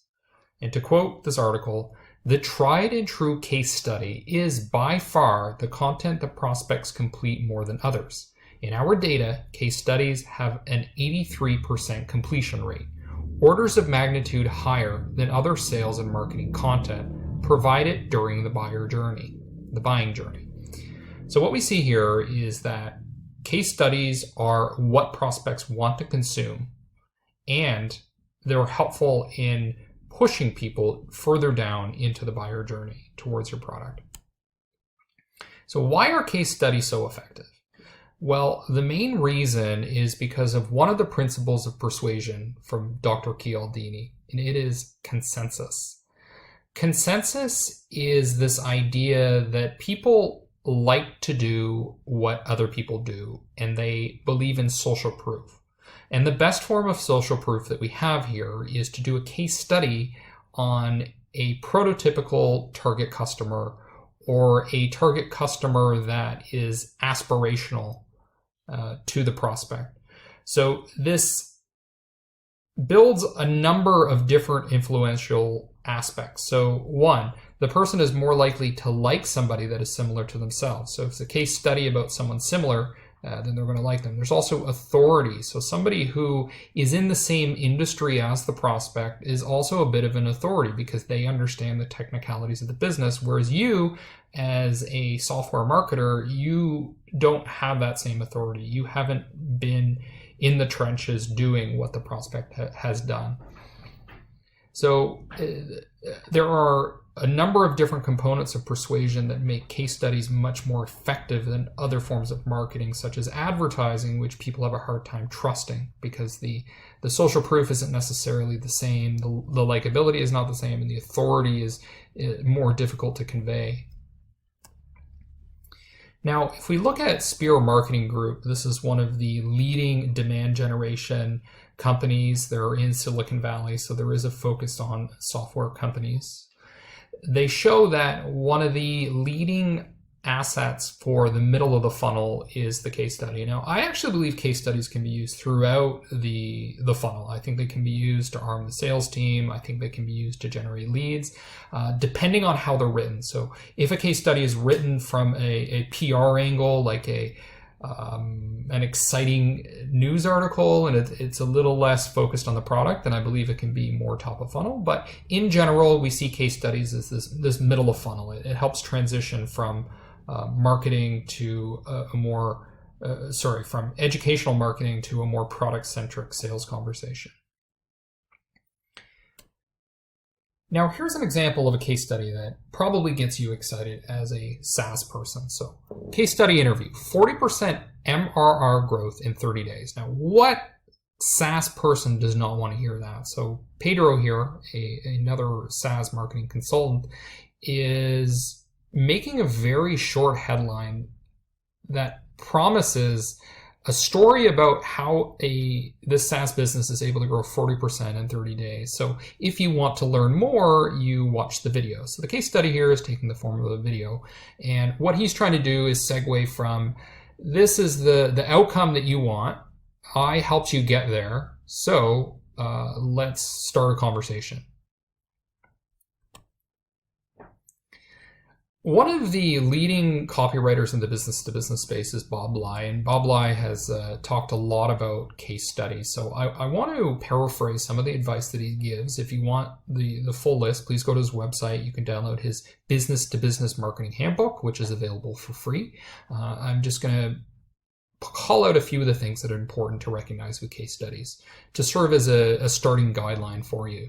So first thing to recognize is what you're doing. You're writing a product success story. So it's a story, it's not a brochure, it's not a technical document, it's a narrative. So there's a beginning, there's a climax, there's a conclusion. That's the kind of storytelling that we're doing here.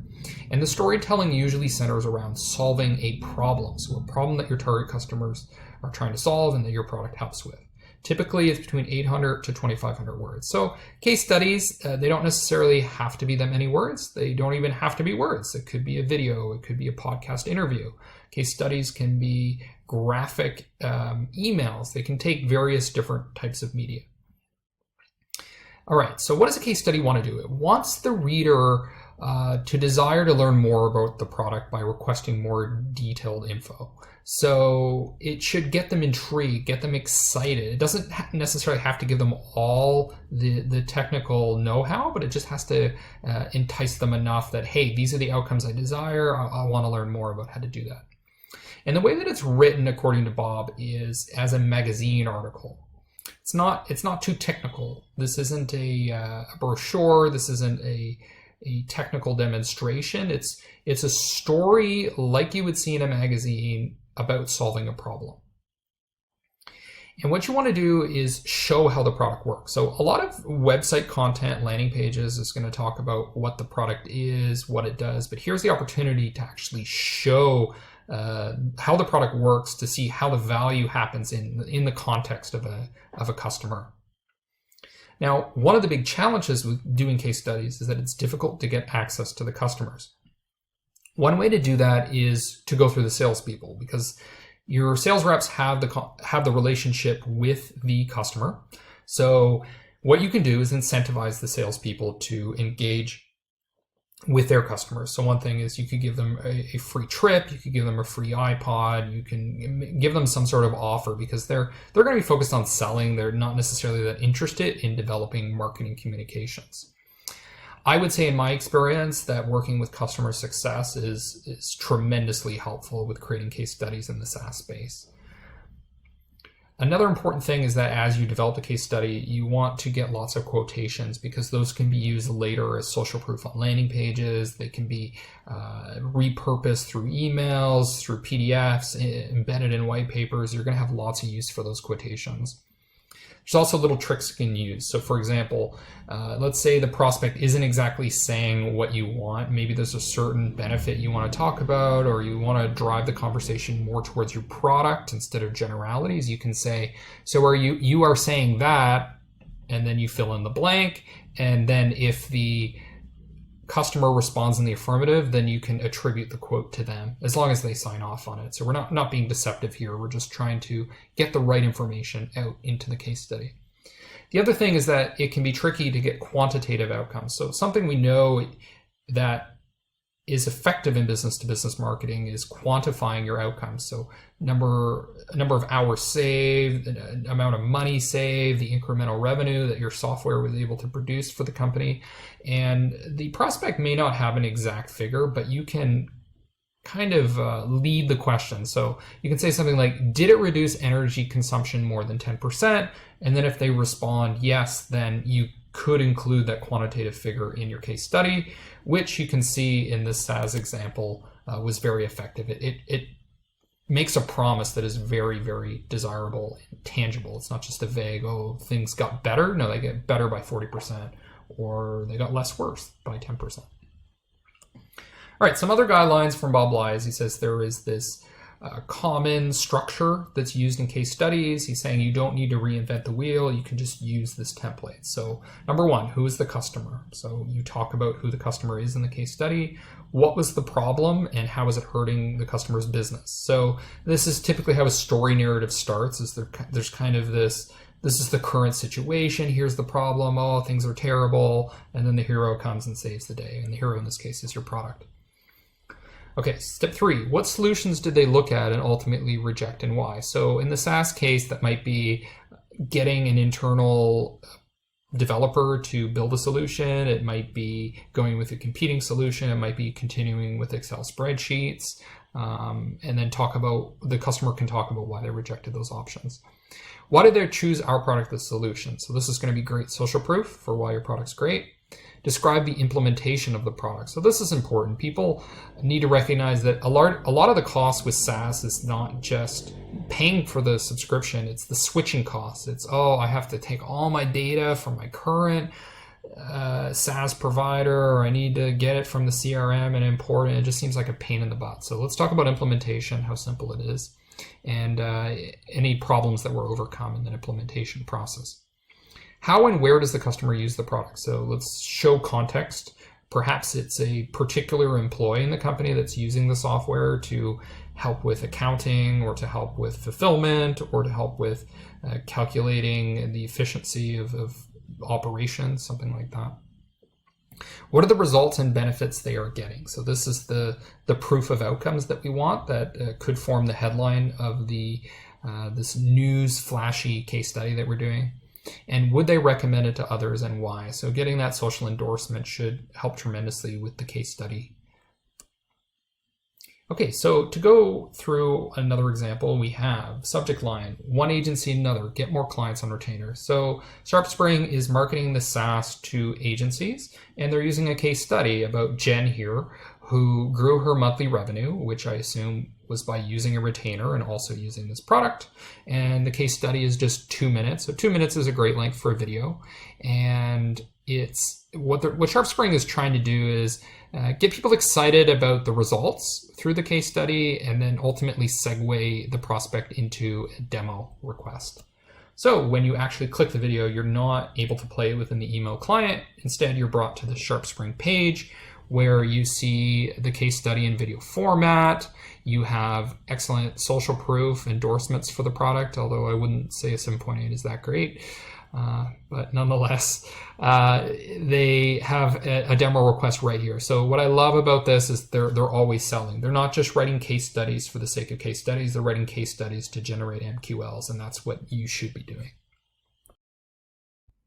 I've given you my high-level business-to-business copywriting framework, which is the SPF framework. But now what I want to do is get into the nitty-gritty tactical details. And to do that, there's a whole arsenal of copywriting formulas out there. You can look them up on Google, but what I'm going to do is walk through some of the most effective and most popular ones so that you can make decisions about which is the most relevant for your situation if it's not obvious what you should be doing when you're actually writing out that individual email, that individual advertisement, or that specific post, whatever it happens to be. Now, before I get into these formulas, what I want to say is that good copywriting can seem a bit cheesy when you're using them. It can seem a bit like you're doing an infomercial. Now, when this is particularly true is when you're not part of the target audience. When you hear somebody describe a problem that you don't have, it sounds like a cheesy sales pitch because it's exaggerated, there's emotion agitating the problem, it seems a bit tacky. But if you actually have that problem, and this advertisement is speaking to you, your specific pain, or your specific aspiration, it doesn't really have that cheesy effect. What it does is it creates empathy because it shows that you actually understand the problem the person's going through, and it creates energy. So that cheesy effect is sometimes it's the energizing that's happened, and it's a bit off-putting when you're not part of the group that the ad or the copy is speaking to. Okay, the other thing I want to say is that typically when you're doing copywriting with these formulas, what you're really selling is a transformation. So what you're trying to figure out is what is the best way to communicate what that transformation is. But I also want to point out that there's a tendency sometimes for copywriters to oversell the transformation. Now, let's say you're selling something like ball bearings or a specific ingredient like sugar. You're not selling something that's going to revolutionize a business, okay? People recognize that these are tactical purchases, they're essential purchases, they're not fundamentally going to transform the business. But even at the functional level, you are selling some sort of transformation, right? Maybe it's an easier way of doing business. Maybe it's a smoother sales process. There's some sort of transformation that's happening because somebody switches to your product versus the competitors. It's just going to vary by degree how dramatic or how significant that transformation is. The other thing I want to point out is that you need to know what transformation matters most to the prospective buyer. And the way that you find that out is by doing strategic research. It's not by doing copywriting. If you start with copywriting, you're kind of guessing.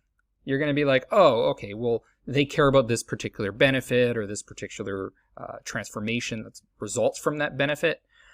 But often what copywriters end up doing is because they don't know what transformation actually matters, what the customer actually cares about, what they end up doing is just sort of listing them all. They list all the features, all the benefits, all the use cases, and say, here, oh, it's a smorgasbord of things, so of course you're going to buy it. It's this all-in-one solution. But that's kind of lazy copywriting, okay? So what you should be doing is, if you don't know what transformation, what use case, what creates the most value, you need to do research. You need to talk to the potential buyers, perhaps go so far as to survey potential buyers so you can actually figure out, okay, what percentage of people value this transformation versus another.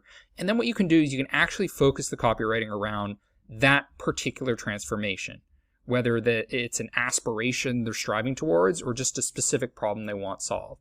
Because chances are that your product delivers a lot of different things, a lot of which don't really matter. The customer maybe doesn't care that much about them because they know that their existing solution or the competing solutions also have those things. But there's probably like 1, 2, maybe 3 things that really make your product transformation. Okay, so on to the specific frameworks. I already talked about one of the tactical frameworks, and that is PAS, Problem, Agitate, Solve, and I recommend a more elaborate version of that, which is Problem, Agitate, Discredit, Solve, and then prove that you can solve. Okay, so I'm going to, in a minute, present 3 other frameworks that you can use as creative strategies. And I want to give a credit to this book called Advertising Strategy. And in this book, what they do a really good job of is not just describing the different creative approaches that are out there, but contextualizing when you should use one versus the other. So a lot of these frameworks didn't actually come from this book, but what I'm getting from this book is the contextualization to know which strategy is most appropriate.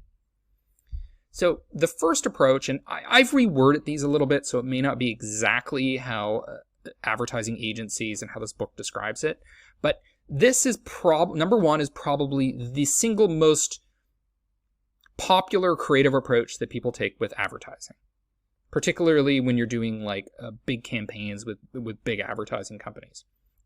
And what it is you have one benefit.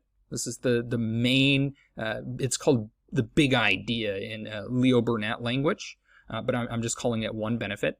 And then what you do is you support that benefit with multiple reasons to believe, RTBs, that benefit. And usually those are features. So, for example, we save money, and the reason to believe that benefit is because we have feature A, feature B, and feature C, all of which contribute to you saving money, right? You're essentially saying, here's the proof as to why you should believe the benefit that we're talking about.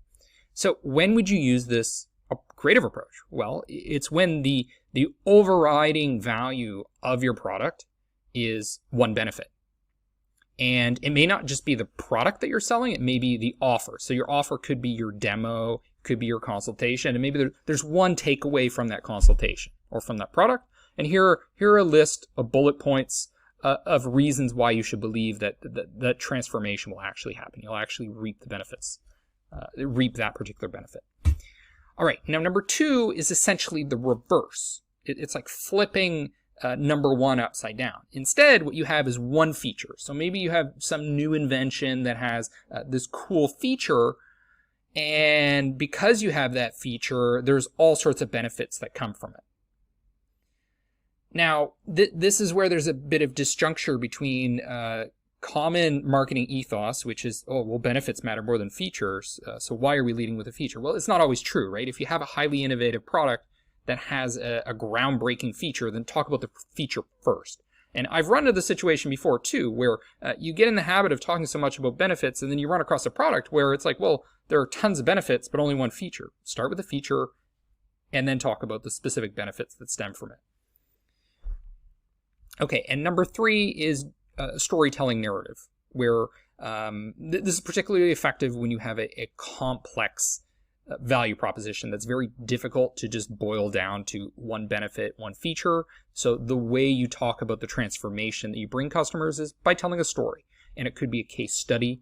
It could be a cartoon. It could be a theoretical customer and the story that they're going through. And next, what I'm going to do is show you one type of framework you can use for story narratives. You can look up story narratives on Google. There are more elaborate ones that have climaxes and surprise twists. There's all sorts of things you can do with that. But I'm going to give you just a very simple one, which is before, after, and bridge. So very popular approach to copywriting. What you do is you describe what the situation is like, or what it was like if you're talking about a case study. Then you paint a picture of what the future looks like, what the transformation looks like. And then you use the bridge. So the bridge is usually your product or your consultation or whatever, and describe basically how you get from A to B by going through us, by going through C. Very basic way of selling a story, selling a solution. Okay, another popular copywriting approach, picture, promise, prove, push. So essentially paint a picture of the transformation that the customer desires. Promise them that you're going to hold their hand to get there. Prove it, so you can use testimonials, you can use case studies, you can use quantitative data, social proof to prove that it'll happen. You can use research. Sometimes I use third-party research and peer-reviewed empirical evidence to support why that's the case. And then you push them. You want them to take some sort of action. Now, in this case, you might want to go back to the SPF framework and think about, well, what is it that we're proving, for example? Are we proving that our product is going to create this end scenario of this picture perfect future? Or is it that the product category can do that? Because in a lot of cases, really what you're doing is you're selling the category. So that's why I recommend starting with my SPF framework first, because you need to know what you're selling. Are you selling the product? Are you selling the category? Or are you selling a specific offer, like a discount or a consultation? Because these frameworks can be used to sell pretty much anything, product, a service, an offer, or just the category at large. And lastly, the most popular one, you may be familiar with it already. There's going to be tons of content on Google, tons of examples of this, but AIDA is the classical copywriting framework. Attention, grab their attention, get their interest, create desire, and then once they have desire, you push them to take action. Here's a worksheet that I'm going to attach as a resource to this lecture. It's going to help you actually start implementing the business-to-business copywriting framework, SPF.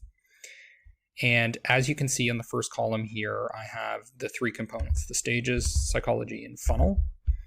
And then on the right column is the key message that we're going to implement for each of these rows.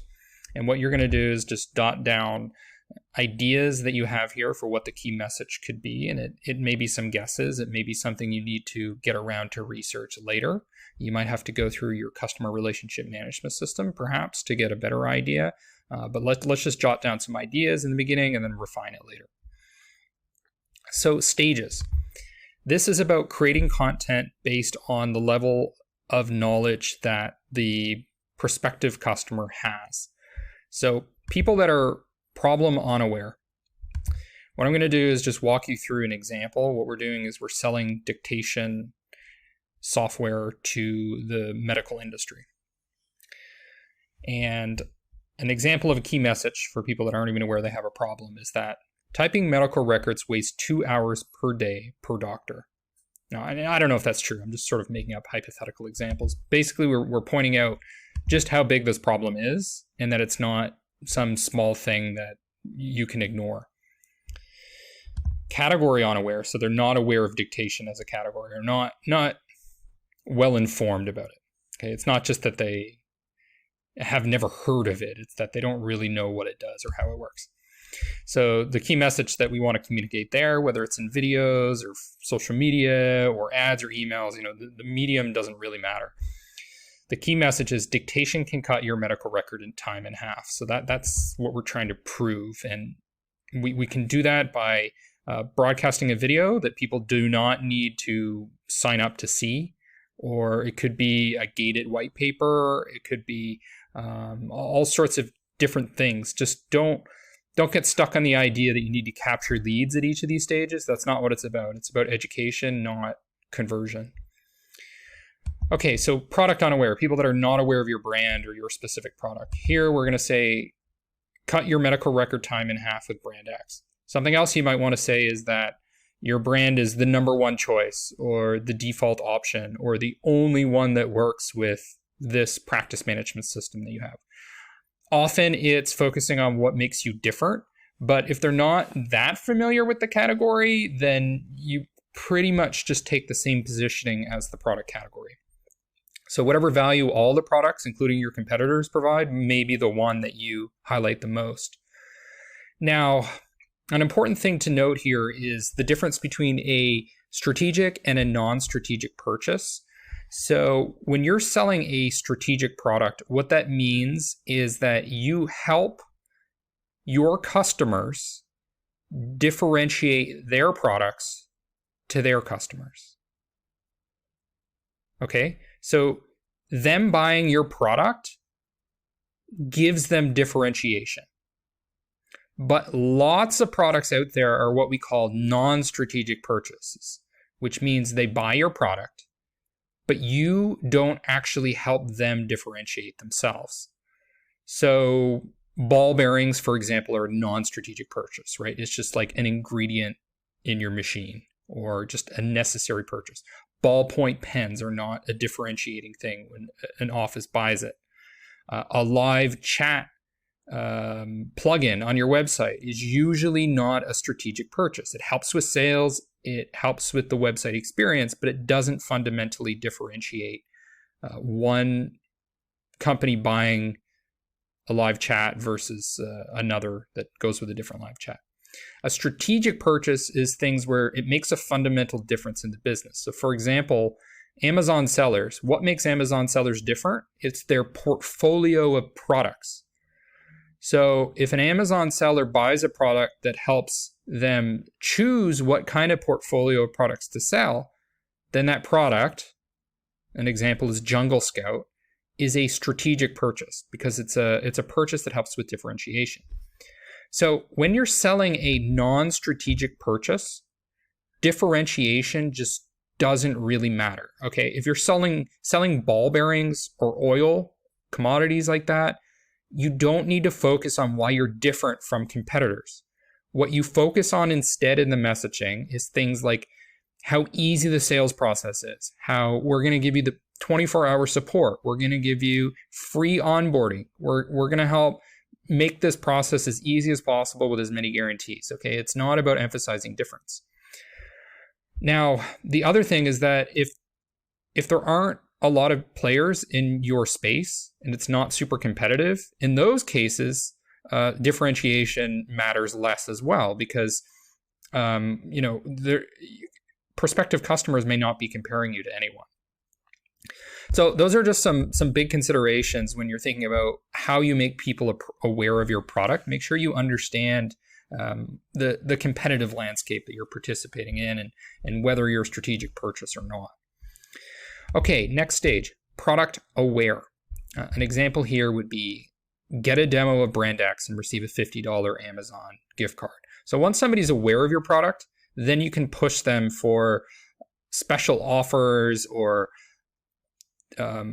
things that are a little more aggressive in terms of getting them into sales conversations. It might be when you have your sales development rep, your SDR or BDR reach out to prospects because they're already familiar with your product. Maybe they're interested in doing a demo or signing up for a free trial.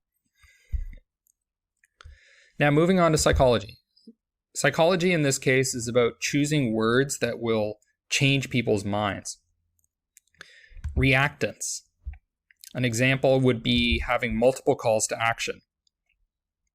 Multiple calls to action gives people the feeling of agency. So, for example, in an email, you might send out an option to do a demo, a free trial, or a 3-minute video. In a conversation ad that you send through LinkedIn, you can have those 3 different calls to action. You can have up to 5. I think 3 is a good number. Endowment. An example, you're spending too much time on bureaucratic tasks that can lead to burnout. Inefficiencies will compound as your clinic grows. So I'm kind of highlighting the cost of inaction, that things are going to get worse if you do nothing about it.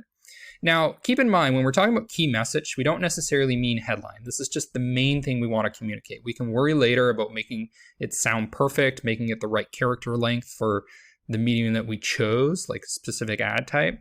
Worry about the details later. Now it's more about what is the main thing we're trying to communicate and address. Distance.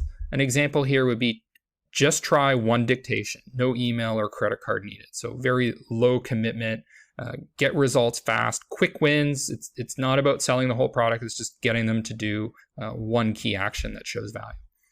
Uncertainty, free 30-day trial and 3-month money-back guarantee. Okay, we're mitigating the risk a lot. Corroborating evidence, used by the president of the medical association or some sort of trusted authority in the industry. Funnel. So here, what we're focused on is creating content to fix problems or to address objections that surface at each of these lead type stages. And your funnel might look a little bit different. So for example, with product-led growth, you might have something called a PQL, which is a product qualified lead. That means typically somebody that has done enough behavior in your product to suggest that they would get value from signing up for a paid plan. But this is a fairly common type of funnel that you might have in business to business. You might also modify it if you're doing account-based marketing. But it's a good starting point. So marketing capture leads, these could be, for example, just cold leads that you purchased. The easiest way to spend less time on paperwork. Okay, we're teeing up the information about the main value of the category. Marketing engage lead. So we're trying to entice people to actually start engaging with the emails we're sending or the ads. 100 free transcriptions per month might be enough to entice somebody to actually become an MQL, like to sign up for a free trial or to request a demo. Okay, now after they've requested the demo or hit some sort of marketing qualified lead stage, now what you want to do is get them to actually have a conversation with the sales team. So you might say, we'll show you how to shave off 10 hours of wasted time. So here what we're doing is highlighting the benefits of the demo. So by attending the demo, you're going to learn how to save 10 hours every week or something like that. So one thing that gets understated in business-to-business marketing is selling the offer itself, the offer being something like a demo, the white paper, the webinar. What are the takeaways from attending? Okay, so now that they've had a conversation with sales, now what we're interested in is creating some sense of urgency so they'll actually buy in a few months or perhaps up to half a year. So we might say something like prices are going to roll out in Q1 that are higher than they currently are. So if you want to get locked in at the current prices and grandfathered in, you better make your purchase this quarter. Or we could say something else like just highlight the cost of inaction as we did earlier in the psychology. So saying something like, you're losing billable hours every day. So by wasting time on paperwork, that could be 2 hours every day that you're billing out, or that you're just spending making your clients and your patients happy, something like that. Okay, so once they've actually had a conversation with the salesperson, now what we're trying to do is we get them to the point where they feel like they need to make a purchase soon, or in this quarter perhaps. And now what we need to do is push them to actually become a paying customer. So to actually sign the contract, or in some cases actually input the payment into the program, depending on how big of a product you're selling. So here we might say something like, we're giving away premium upgrades to the first 5 customers to sign up. So if you want to automatically get premium accounts instead of just basic accounts, then we're creating a sense of urgency here.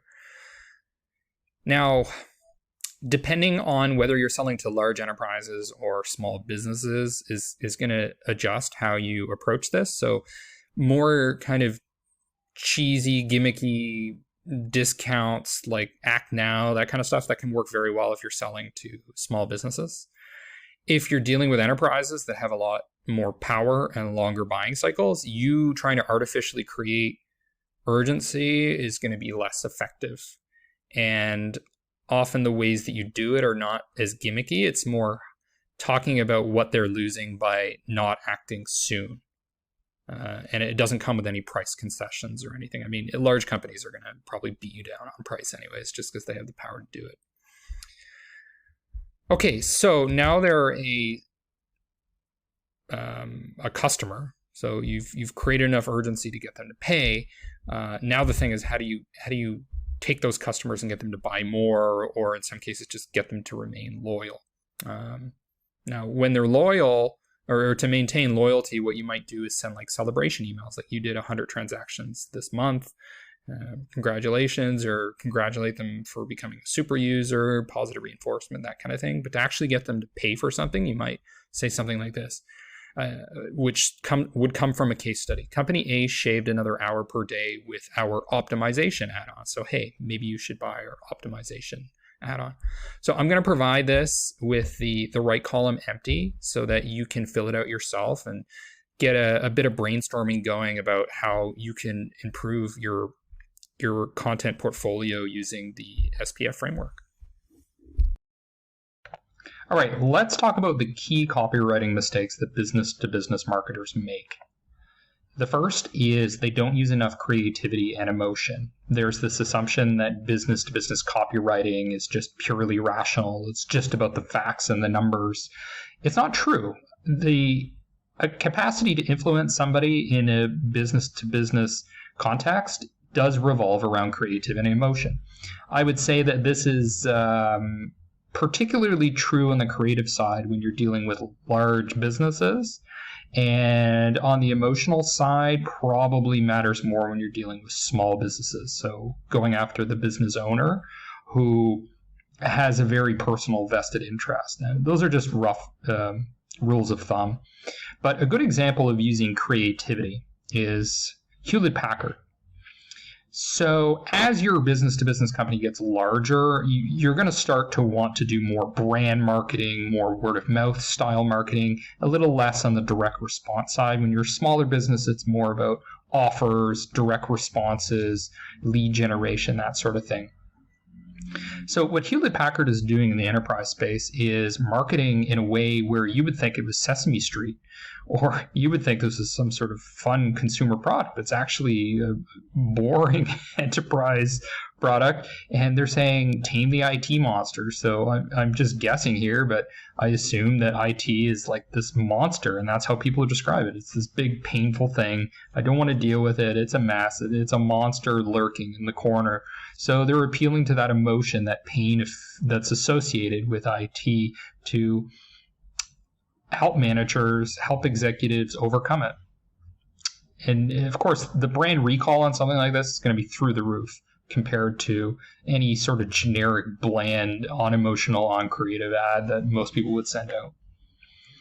Okay, another thing is the copywriting is too formal. It's too academic. It's not kind of one-on-one conversational tone. And the example I want to highlight here is an article from The Point, which is one of the best blogs for business-to-business direct response marketing, demand generation. And the author here is saying, but wait, there's more. That's kind of a cheesy line you would see on as seen on TV. Why cheesy copy still works. So that kind of cheesy, stimulating, over-the-top writing can actually be extremely effective in business-to-business copywriting. So a lot of that excitement gets sucked out of business-to-business copywriting, and if you really want to stand out and outperform, you should add it back in. Okay, another thing, there's this assumption, and I've heard this so many times working in marketing over the last decade. People say, oh, I want it to be brief, I want it to be pithy. But less is not always more, and this is a huge problem in copywriting, because if people want more information, give it to them. And it doesn't mean you need to crowd out your ad or your website with overwhelming amounts of text. You got to break it up. You can put it into little sections where the people that want to click it. The people that don't want to click aren't overwhelmed. You often want to use long headlines. And one of the ways that I see companies encourage the use of long descriptive headlines is they don't use title caps. So you can see here I use sentence caps. So the first letter is capitalized, but the other words are not capitalized unless they're proper nouns. So less is not always more, period, brief copy, period. This is more readable, especially if you had a really long title, like the kind of thing Ogilvy would use when he's describing how to market it, or how to encourage people to get the Rolls Royce. Now, that's a consumer example, but you can see that in a lot of the business-to-business cases on websites, people just write these pithy, witty, like 2-sentence headlines, but you can go with really long descriptive stuff because that gives people enough information and enough descriptive excitement to get them interested in reading more. Okay, another thing business-to-business copywriters do is they assume benefits matter more than features. This is a huge myth that's circulating out there. At least from a copywriting perspective, no, benefits don't matter more than features, generally speaking. It's because the features provide enough information to prove that you're able to deliver in a specific context. And you also need to understand that not everybody buys your product because of its high-level benefits. So high-level benefits are things like emotional stuff. This makes me feel safe. This gives me status. This, at a company level, it's things like this increases profit, reduces costs, those sort of things. But what's lacking on all of those is the specific. What does it actually do? And that's going to be the question where people are scratching their head, looking at your landing page, your email, and they're just like, well, that's great that you provide growth or some sort of high-level benefit that every business-to-business company does. But I want to know the specifics, what you actually do, what product category are you in, and what features do you deliver. There was research done by McKinsey, which is one of the top management consultancies in the world, and they work with a lot of the biggest companies out there. And what they found was that a lot of marketers position products around emotions. And you'll see ad campaigns, for example, with cosmetics and stuff that's all about liberation and feeling good and self-esteem and all this stuff. But in general, what they found was that if you wanted to generate word of mouth, it's better to position your marketing communications around features or kind of functional benefits, low-level things that are on kind of the benefits hierarchy. Less about emotions, more about tangible, visible, touchable types of things. So I would call those features.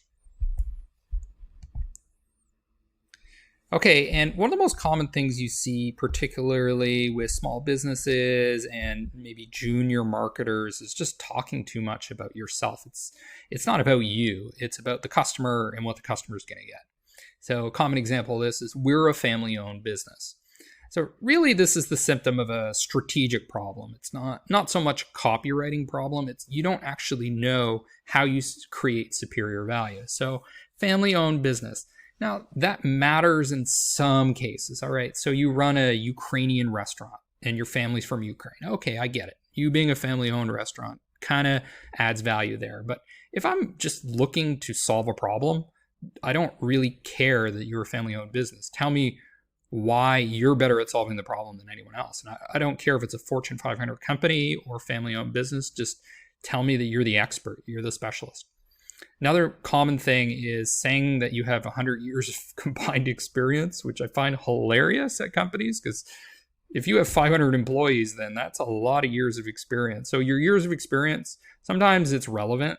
So for example, I have over a decade of experience in marketing, and that adds value to me as a consultant. But if I were selling a product, do you really care how many years of experience I have? No, you just want to know that it solves the problem. And we see this all the time with startups that explode overnight and become unicorns.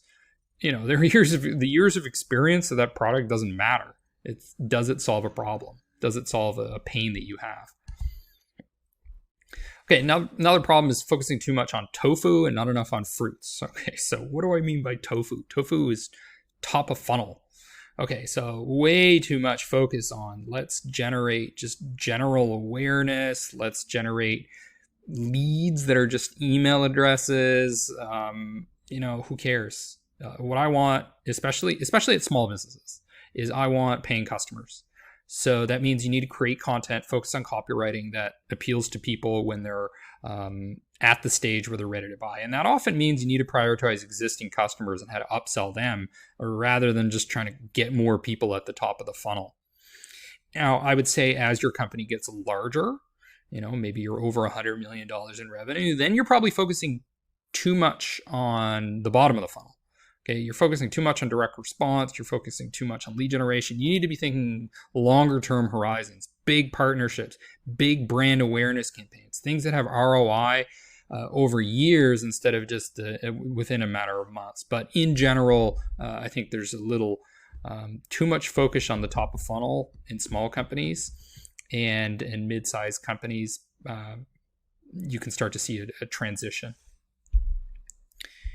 And basically my point is the low-hanging fruit are people that are already in the middle of the funnel, people that are at the bottom of the funnel, people that are customers. It's much easier to convince them to buy your product than to convince somebody who downloaded some thought leadership piece that's super high level, very hard segue from thought leadership to your product. Let's focus on pains that are closely tied to something your salespeople can talk about. Okay. And this is related to earlier points I was making about talking about high-level benefits too much. It's just being too vague. What are you going to do to achieve my growth? How are you going to lower my costs? What are the specific levers you're going to pull? So talking about growth, talking about profit, talking about savings, give me the specifics. What exactly are you going to do? Give me some real tangible case studies that prove that you can do it. Get specific. Now, people are afraid to do this, right? They want to be political. They want to cover all their bases. They want a generic headline that doesn't leave anything out. You're being too risk averse. You need to focus on something that is tangible, relevant, specific, something I can relate to, something that is not just generic copy I would conflate with another provider. And lastly, perfectionism. This is a huge problem with writers. Now, if we just step away from copywriting for a minute and talk about writers in general, a lot of writers will spend 5 years writing a novel or writing a nonfiction book. They get it just perfect, right? Everything's been edited, fine-tuned. It's the perfect story arc, whatever. And then they launch it to the market, and what happens? They get like 3 sales from mom and dad. And this is a traditional way of thinking, is a waterfall thinking, right? Let's plan everything out. Let's do it sequentially, and then we'll do this big launch. But all too often, those are flops. So where the world has gone with marketing is it's more agile thinking. It's more, let's put out a minimum viable product or minimum viable campaign and see what pulls. Let's see what people grab to. Let's see what they gravitate to. Let's see what has high impact versus the other. And then what we'll do is we'll iterate from there. So don't worry too much about getting your copy perfect.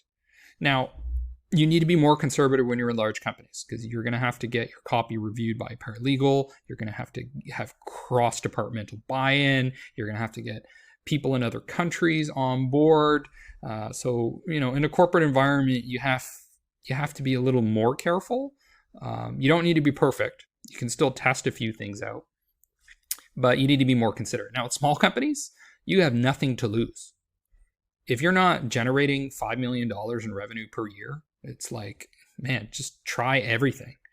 Because even if you get sued, now I'm not saying you should break the law or anything, but I just think people are overly paranoid about doing everything perfectly. But you don't really have that much to worry about, because the people that get sued are people that have money and have something to gain. Now, I mean, there's small claims court and stuff like that, but whatever. I'm just saying, like, you're not going to lose your house because your ad was a little bit off, and nobody's going to pay attention to those details. Now I can be very conscientious with this kind of stuff because I studied some linguistics and I have an interest in syntax and stuff with getting perfect grammar, but it's not worth it, especially not in the initial stages when you don't even know at a high level what offer or what creative is going to get attention. So if we look at an example here, I ran a campaign in LinkedIn. I ran 2 different offers. So one was get your SaaS marketing question answered. The other was get a free quote.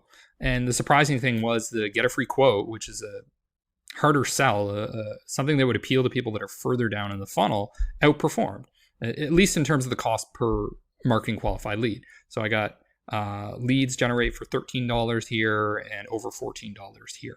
So, throw it out there. A lot of the times what you may find, and I notice this with email marketing a lot, is it doesn't make a difference. You think that your copy is having a huge impact, but it's not. You have the exact same subject line and, you can have completely different subject lines. Open rates are the same and your copy may not be all that different. Your copy may be vastly different, but the click-through rate's still the same. Sometimes what this indicates is that you actually have bigger issues you need to focus on rather than the copywriting. You need to focus on deliverability of the emails, for example, or the targeting. Who are you targeting with the emails? And with one test that I did, I just noticed that the response rate and the click-through rate was super high, but I don't think it had very little to do with the copywriting. It was actually the targeting and the quality of the list that I had that made all the difference. So those are some things to consider. Don't try to be perfect. Do multiple tests. The great thing about programs like LinkedIn and Facebook when you're doing ads is they use machine learning to figure out what is most effective. So you don't need to do 100 A/B tests to figure out what's effective. This is very, very good when you're thinking in terms of like growth hacking and startup phase marketing. I don't want to drown you in too many frameworks, too much theory. So what I want to do now is just transition to discuss a few examples, look at a few case studies so that you can see how copywriting gets applied in the real world. Now, the example I'm presenting here is a project that I worked on with Bob Bly, who's one of the top, or arguably the top business-to-business copywriter. And this is a postcard, a mail-out that solicits companies in the construction industry. So we're just going to take a look at this to see how it applies, some of the principles, best practices in copywriting. And I censored a few things. So right here is where you would have the address of the recipient printed. And I just censored a couple names. I didn't explicitly get permission, so I'm playing it safe here. Now, when you send direct mail, it can be super effective. And the reason is because it's an undersaturated channel right now. Everybody's focusing on Google ads. A lot of people have transitioned to Facebook ads as well. But direct mail is kind of this underutilized channel, especially in B2B. And there are other things, too, that are underutilized. And I see huge opportunities in the audio market, for example. But looking at direct mail, the focus of this campaign is really social proof. So if construction companies are conservative, which often they are, there's hesitancy perhaps to try something new. And we're alleviating that risk by showing that, hey, other people like you are using this. Over 100 construction firms and contractors in Canada have called Yellowfist for help to improve their website's performance. Our clients can tell you why. So we're going to enhance your website's performance, and as we have done for 100 other construction firms. And our clients can tell you why. So we have a testimonial with a picture of the customer's website. Yellowfist goes the extra mile to make our site is working properly, and we found Yellowfist to be a very knowledgeable professional company, and we wouldn't hesitate to recommend and use their services again. So just a couple testimonials, and then what we're doing is including the name for credibility.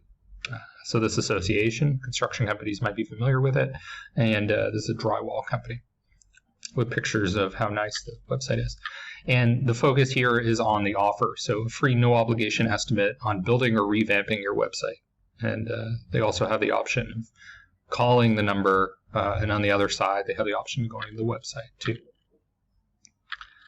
So the main thing here is basically you have corroborating evidence. So we're showing that multiple people are endorsing this product. We're reducing the risk, and we're focusing on the offer of getting an estimate. Okay, here is an example of a fairly recent LinkedIn campaign that generated signups for $23 each. And both of these ads were in the campaign. And the focus of the text is really around the case study. Okay, I was spending way too much time in the after hours getting my records done. So this is positioning the problem as the front issue. So veterinarians are aware of the problem that they have.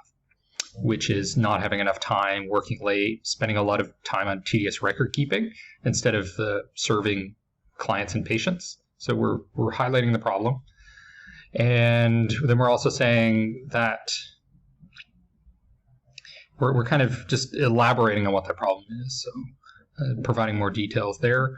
And then she knew she needed a solution so that she could focus on what matters most. And now we're kind of talking about what it looks like at the end. Spending more time rejuvenating yourself, getting away from the office, and then how this product helps you do that. And instead of coming into the clinic an hour early and getting through only 4 charts, now you can get through 12. Okay, so this is the direct quotations from a credible source, which is a veterinarian. And then we have the image here, which is largely text. And I just created this in Canva, easy. You don't even need a designer to work on these types of things. Working late on veterinary paperwork. So asking a question, which is positioning the problem. The answer is to try dictation. Now, the copy here, I intentionally wrote try dictation. I didn't say free trial. And I didn't say try talkative. Because what I'm trying to do is develop consistency. Okay? This is the problem you have. The solution is the offer. The solution is to try dictation. Okay? So it's really about the category. Most veterinarians are not familiar with the category of dictation in their industry.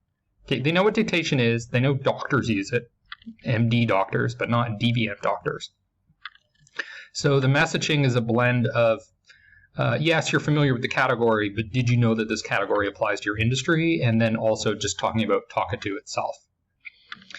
And this, the most important thing here is that the hero of the story is the offer, which is the try dictation action. The hero is not Talkatoo. We just want people to try it, to do the free trial. In some cases, it's going to be a consultation for you. It's going to be a demo. The demo is the hero of the story. Okay, the solution to your problem is to do the demo. The solution is not buy our product. It's do the demo. It's do the next step so that we can move you further along and educate you to a greater degree. And then in the second ad here, we took a little bit of a different positioning with the messaging. Why are so many veterinarians now dictating notes? So we're reinforcing the idea of social proof. There is this trend happening. Veterinarians are starting to dictate their notes more and more. Why aren't you? Why are you not doing what everybody else in your cohort is doing? And it helps reinforce that idea of credibility. And then we explain why. So dictation is so accurate now that peer-reviewed research shows that it literally cuts your paperwork time in half, even if you're fast at typing. So here what we're doing is objection handling. A lot of people, they don't want to use dictation because they think, oh, I'm a fast typer, I don't need that. Well, right there, I'm addressing it by saying, even if you're a fast typer, you have no idea how much dictation is going to improve performance. I'm also addressing objections in the bottom, which is identical across these ads. No credit card needed. Okay, first thing people are going to be afraid of when they see a sign up button is, do I have to put in my credit card? And the second question they're going to have is, does this work with my practice management system? So when you're marketing something like software, the first question they're going to want answered when they're actually interested in your product is, does this integrate with the main piece of software that I use every day? For some people, it's going to be HubSpot. For other people, it's practice management system. For other people, it might be MailChimp. Whatever your core software is, if you're trying to sell software, it needs to work with that. And you can see how that may apply when you're selling non-software products as well. So, in the factory, if you're selling a device, they want to know, is it going to attach to the device I already have, the main device that I'm using every day? Or is this compatible with my car? Does this work with Acura? Does this work with Samsung televisions? Does the security system integrate with whatever connections I have with CCTVs? A lot of objections need to be addressed, and you do that by researching and talking to customers. Another example where we're not actually trying to sell something, but we're promoting a new feature to current customers, current users. Upwork, I felt, did an excellent job of this. And the reason is because it's just very focused on the call to action. Now, I mentioned before that having multiple calls to action is a good practice. But if your message is so simple and you know exactly what you want people to do, then go for it. Just focus on that. Repeat the call to action, which they've done. They have it up here and they have it down here. So new, see who viewed your profile. I love it. Okay, so I'm not a huge fan of short, pithy writing because often it just leaves out a lot of details. But in this case, this short subject line is all that's needed. Okay, the use case, see who viewed your profile. I love it because it talks directly to the recipient. Okay, and it just succinctly describes exactly what somebody on Upwork would want to do with this feature. See who viewed your profile. It's not check out our new view your profile feature. It's just get straight to the point of what the person would want to do. They use new with an exclamation point. That's great. So kind of that journalistic writing that grabs people's attention, like writing the word attention with an exclamation mark, new with an exclamation mark, groundbreaking. Those kinds of things work. They sound cheesy, but they work. And it worked for me to click it. Introducing, who viewed my profile? See who viewed. Great. Call to action is showing you what you get from clicking. If you want people to do what you want, you need to tell them why, okay, and what they're going to get out of it. Very simple. Hi, Dekker. We're testing new functionality that we gain insight into who's viewing your profile and how your profile views are trending. We believe this will make it easier and faster for you to reach out to interested clients with more proposals. Okay, and then they showed an image. Now, the other thing that they're doing here, and this isn't so much copywriting as just communication, is simplifying the image. So a lot of people, when they're trying to do screenshots, what they do is they think that they have to have a literal screenshot of the product. Otherwise, you're faking it. You're doing false advertising. No, your goal is communication. And communication often requires that you simplify, you blur out, you do an abstraction of what the literal screenshot is. And that's what they're doing here. They're just showing you roughly what it's like to see the profile views. It's showing you what you get out of clicking this. And it's just simple, straight to the point. Okay, another example I want to show is two different emails for a company that I work for. And we can see A, automate your e-commerce accounting, which is talking directly to the recipient. And then we show all the integrations, or the most important integrations anyways, which is going to be, again, one of the first questions people ask. Does this work with what I'm already using? Yes, it does. And then we're going to sync them all into QuickBooks. And then I show the key use cases and actions that they can take. Now, this is applicable to people that are perhaps at a lower level of awareness. They're not as familiar with the product. They don't know what it does. So we're explaining the key value point. But if we're focused on people that are already product familiar and we just want to get them to buy, we would write something like this. You started a trial and didn't sign up. Okay, so first of all, that's very personalized. You're talking directly to the person and you have observed behavior that you can see in your data. But we want your business. Save 20% if you sign up by November 30th. Okay, so there's a time constraint on this price cut. So I'm calling that out. And I'm showing what the discount is, crossing out $49, showing $39 per month. Sign up now. Simple value prop, one offer, one discount, and focusing on this specific offer, which has been depicted as a coupon. I think the main takeaway here is just personalization. If you can personalize your marketing, not in superficial ways where you're like, hi, John, like, I mean, anybody can do that. It's more like, hey, we know who you are. We know what your position is. We know what your problem is. We know what you've done, and we want to help you. Okay, another example. This isn't exclusively a business-to-business product, but business-to-business, people working in businesses often travel a lot, so it would be relevant to them. And they don't necessarily know when they're going to leave a country. So sometimes what these people will do is they'll use a service like Best Onward Ticket to purchase a ticket out of a country. In order to be able to enter that country, they need to have an exit ticket. So you can buy this for just $12. And the reason I want to point this out is because a lot of people are going to hesitate because they're like, is this legal? Is this legit? Do I really want to give my credit card information to this company? And they're going to address all of that. So the first thing they highlight in the headline, we are the best company on Trustpilot. Book a legit ticket. Okay, so the first thing is legit. This isn't some fake thing. It's not photoshopped. It's an actual ticket for only $12. So they're highlighting the fact only. Now, a lot of copywriters, they leave out these descriptors. They try to make the copywriting as short as possible. Don't do that. You want things like only, and then they're like, oh, well, it must be cheap if they're using the word only, which is great.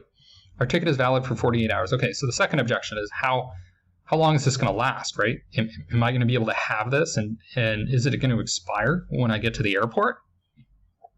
Okay, we're given the option to give them add-ons. So I want to add a destination, and I want to receive my ticket later.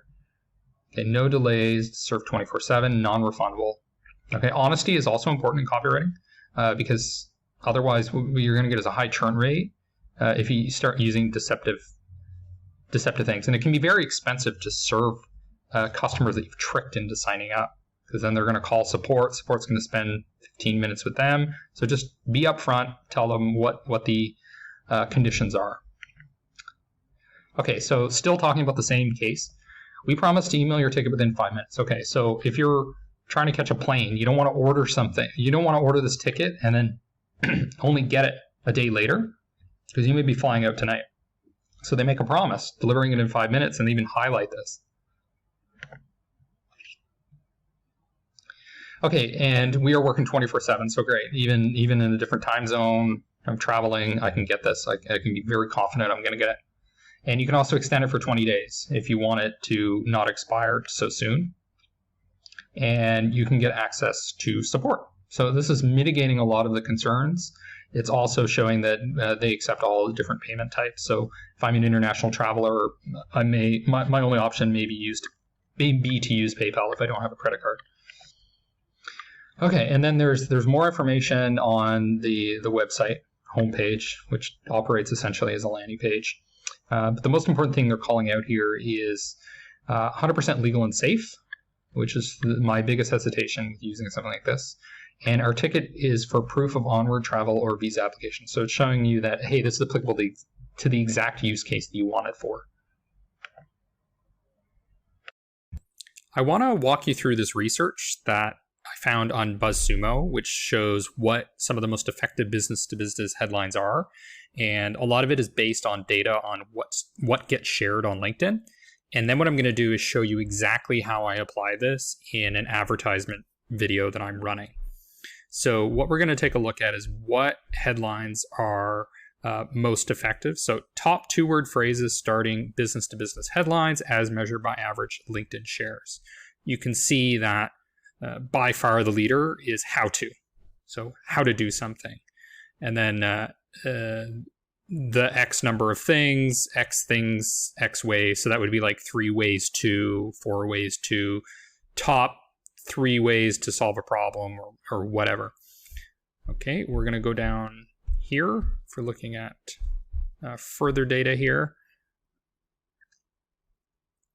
The future of 3 things you could, whatever, how to get, how to make. So a lot of like how-to type of things.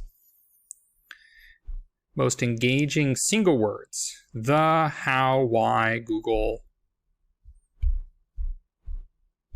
Most engaging numbers that start business-to-business headlines. So 5. So 5 ways to do something, 10 ways to do something, etc. The top phrases that end business-to-business headlines are in the world, need to know, of the year, in X number of years. So what I decided to do was essentially look at this first one, which is the number of ways to do something. It's overwhelmingly the winner in this study. And I went into the campaign manager for LinkedIn and I wrote this really quick ad. I just created this presentation in Canva and then I recorded myself with a 4-minute video.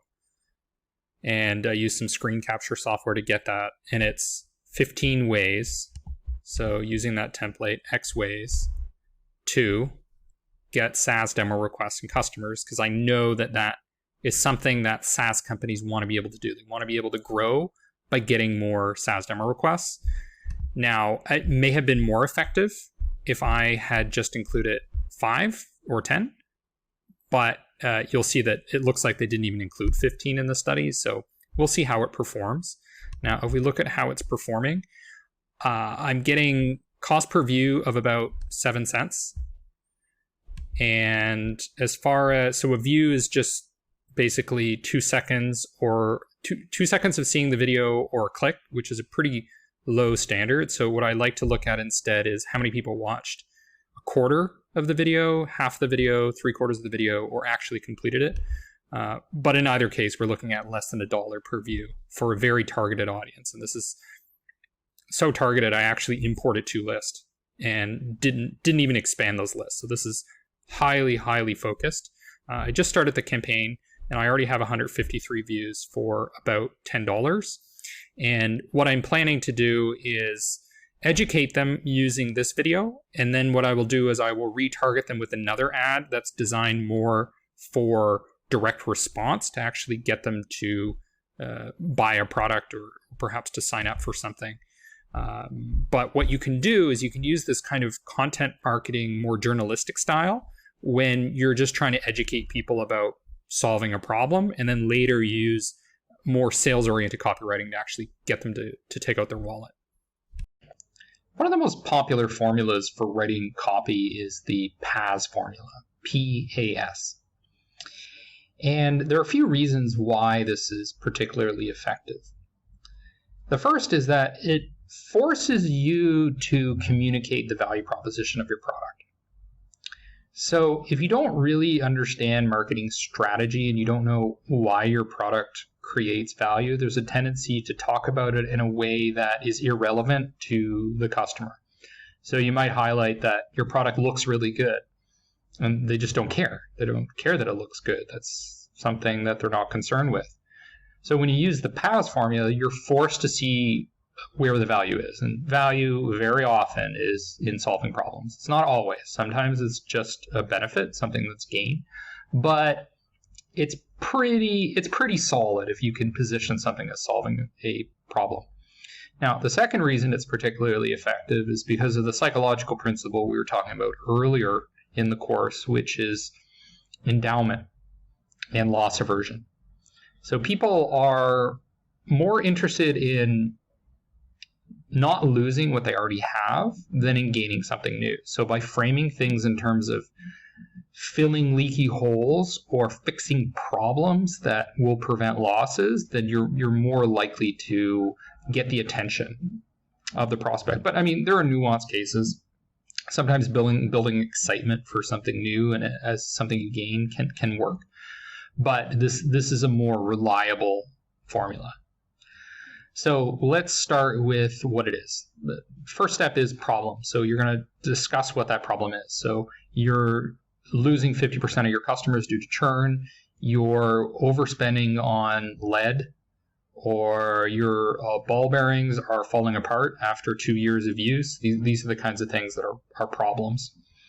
Second, you agitate the problem. So you exaggerate it. You talk about how it's going to get worse if you do nothing. So basically, you have to act now to prevent the problem from cascading. And then the third thing you do is you talk about the solution. And the solution is essentially talking to sales or signing up for free trial. Or in some cases, maybe for selling a cheap product, it's actually buy the product. And often I like to use a variant of this, a more elongated version. So problem, agitate, solve. But after agitate, what you do is you discredit other solutions. So you say, okay, here's your problem. Your problem's going to get worse. You might think you could do X, but X comes with all these other drawbacks. Y has caused problems for other people. Z doesn't have a guarantee. So these other solutions may be your competitors, but they may just be other ways of solving the problem. Perhaps other product categories, perhaps doing it yourself. So for example, if you sell software, like software as a service, what you could do is discredit custom software. Oh, custom software is going to take you 6 months. It's going to cost you 2 times as much. It's going to take you years to catch up to where we're at because we're working on this every day. So you may as well go with our software and just pay $100 a month, something like that. Okay, and after solve, what we do is we add this other element called prove. So this is where we use case studies, testimonials, recognitions from other companies, badges, reviews, that sort of thing. Okay, so problem, agitate, discredit, solve, prove. And you can do variations of this. It's a modular framework. Okay, so we're going to use an example. And one thing I want to call out here is that it's for a LinkedIn ad. And the LinkedIn ad has some limits in terms of the amount of characters that you can use. So I did a variation for email where I include the discredit. So I position the problem, I agitate the problem, and then what I did in the email version was I go through why going with other solutions are not going to work, because they're going to require a lot of time. They require process flow changes. There's all these cumbersome things that are involved. Whereas with this example, I don't use the discredit. I just go problem, agitate, solve, and prove. So I wrote this LinkedIn message ad. Hi, Dekker, you and Dekker Fraser. So in this case, this would be the prospect's company name. You've been selected for a free trial of the vet dictation app. Talk to, do you wish to go home early instead of working until 7 p.m. on paperwork? Now, the beginning is actually around the offer. So you can be flexible with this framework. The reason for this has to do with how LinkedIn structures subject lines and puts the call to action at the top. But basically, I'm starting to position the problem here, which is you're working until 7 p.m. on paperwork. Okay, it's a very specific indicator of the problem. And I got that from just talking to veterinarians. I mean, like, oh, well, I'm working until 7 p.m. I'm working until 9 p.m. I don't want to do that. Okay, so that's the problem. And then I'm saying research shows that the leading causes of burnout. Okay, so this is like agitating the problem, that healthcare professionals can actually burn out if they continue to do this, which is a serious problem. And in fact, there are serious mental health issues in this industry by not addressing the problem. And I'm using research, which I guess is a form of corroborating evidence. I'm spending too much time on bureaucratic tests and electronic health records. Now, I go into more details on the research as well later on. So how do you cut the time you spend on those tasks? So basically, I'm teeing up the problem, agitating the problem, and now I'm like, okay, well, what's the answer here? What's the solution? And now I'm using corroborating evidence to tee up the solution, rather than just me talking about my product and how great it is. It's the Journal of Medical Internet Research found that dictation software alone can cut documentation time in half when you account for the length of records and correction time. Okay, so we're dealing with professional audiences. They're going to be skeptical. They're also savvy, right? They've looked at research. They know what kind of medical information there is out there. So that's why I'm using this to prove my point. Medical dictation is now accurate enough to cut your bureaucratic time by 50%. All right, so I'm teeing up the solution. The reason this is possible is that although people can type very quickly, okay, so I'm addressing the objection of I'm a fast typer, I don't need this solution, they can still speak 5 times faster. So speaking is 5 times faster. So essentially what I'm doing here is I'm doing a lot of things to prove that dictation's the solution. And at a high level, what I'm doing is I'm selling the category of dictation, because vets are not used to using dictation. The actual brand name, the specific product, matters less in this case because of the stage of awareness. Okay, so how do I prove that dictation's the answer? Well, I'm using evidence. I'm giving specifics about hours, about how much time is reduced. So that's kind of macro level evidence, and then I get into micro evidence, which is a direct quotation from a customer that has used dictation and that has specifically used the product that I'm promoting in this case. I'm going to share a few more case studies. These are samples that my friend sent me, who has also been doing copywriting for over a decade.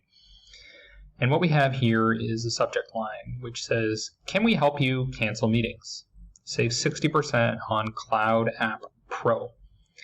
One of the key things that I want to point out with B2B copywriting is that often you get the best results if you focus on the people that are already familiar with your product. And often those are people that are already on the free plan. They're freemium users, or they're even existing customers that you're just upselling. Those are the low-hanging fruit. getting people that don't even know they have a problem, or people that aren't familiar with your product, it's going to be very hard. It's just going to take a lot of time before they actually buy. But this is an active user who's being sent an email to upgrade. So what we love here is, can we help you cancel meetings? So you're talking directly to the recipient, and a problem that they have is they have too many meetings. They don't have enough time. This is particularly true with freelancers, consultants, people that sell time don't have enough time because their time is not scalable the way that products are. And there's a very specific time-sensitive offer to save $60. So it might be that final push that gets somebody over the edge. Okay, you want this benefit of canceling meetings, then sign up for the Pro plan. Okay, we have the logo. Cloud App Pro is 60% off. So that's the offer. We know you have scheduled meetings you don't need. So a lot of people, they can't get their work done because they're just constantly in meetings, and sometimes meetings are not billable time. Sometimes they are. Depends on your situation. So send videos instead with unlimited recording on your Pro account. Use the discount code, blah, blah, blah. By March 31st, and you'll get 60% off our annual plan. Upgrade now. So the call to action is to upgrade, and there's some sense of urgency that's created here because it expires March 31st. So if I don't do it now, then I may lose this opportunity later, right? We're applying the concept of endowment or the concept of loss aversion. And then the rest of the email looks something like this, where you see the benefits of the plan that you're on now, the free one, and then the Pro plan. So they're leading with one benefit: cancel meetings. It's not, here are the features of the Pro plan. That would be very company-centric to say something like that. Instead, it's, let's take the most important feature that this prospect probably cares about, put it front and center, and then at the bottom we'll start talking about all the other benefits of signing up for the free plan, which is exactly why I ended up paying for this product called Clipchamp. The feature that I cared about was the ability to save videos in a high resolution so that I could actually upload them into Udemy. But I also get other benefits of using their software. But the clincher for me was that one benefit. So don't feel like you need to talk about everything, or that the subject line, the headline needs to address everything that comprises the email. You can just focus on one thing and then elaborate later on with other things. Second example that my friend sent me that I want to point out is this agency, Backbone. Okay, so performance-based marketing. We make money with you, not off of you. Not off you. So this is very different from what you would typically see with a marketing agency. Usually what you would see is something like Vancouver digital marketing company, 10 years experience, family owned, some sort of very agency-centric type of stuff, so very generic. But here what they're doing is they're focusing on the actual positioning, the value that gets created by the agency in a way that differentiates it from competing agencies. So most agencies essentially sell you on a project. So it might be $5,000 for a project, or they sell you on their time. Okay, we're going to bill you $100 an hour to do whatever you want. But what they're doing that's special here is they're saying, if you're successful, we're successful. And the idea is that we're performance based, and we're going to actually get you tangible results that matter, which comes down to finances. So they take a different approach. They write this kind of salesy letter, dear business owner. So they're calling out their target audience in the headline, which is a great practice. You could say, dear medical doctor, dear pet owner, dear travel agency, dear industrial chief technology officer. Have you had enough of spending your hard-earned cash on digital campaigns that are actually costing you more money than they're earning you? So they're showing empathy with the problem, which is that you're just throwing money at these agencies, but they're not incentivized to get results so much as to sell you the project. Have you had enough of feeling like there's something you're missing when so many people seem to be getting it right? Guess what? We have too.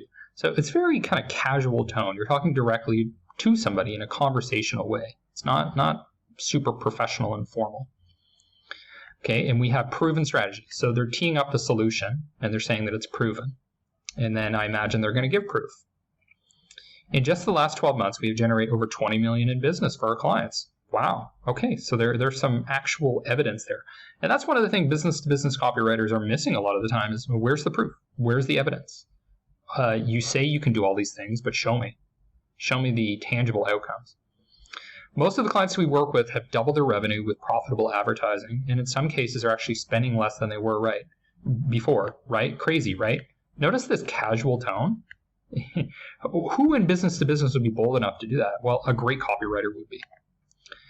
We're actually so confident we can help you achieve this. We will guarantee the KPIs we set. So it's very little about the business. We're not saying, hey, I'm Joe. I've been leading this digital agency for 10 years and I want to help you too. No, it's all about the problem and the solution, because that's what the prospect cares about.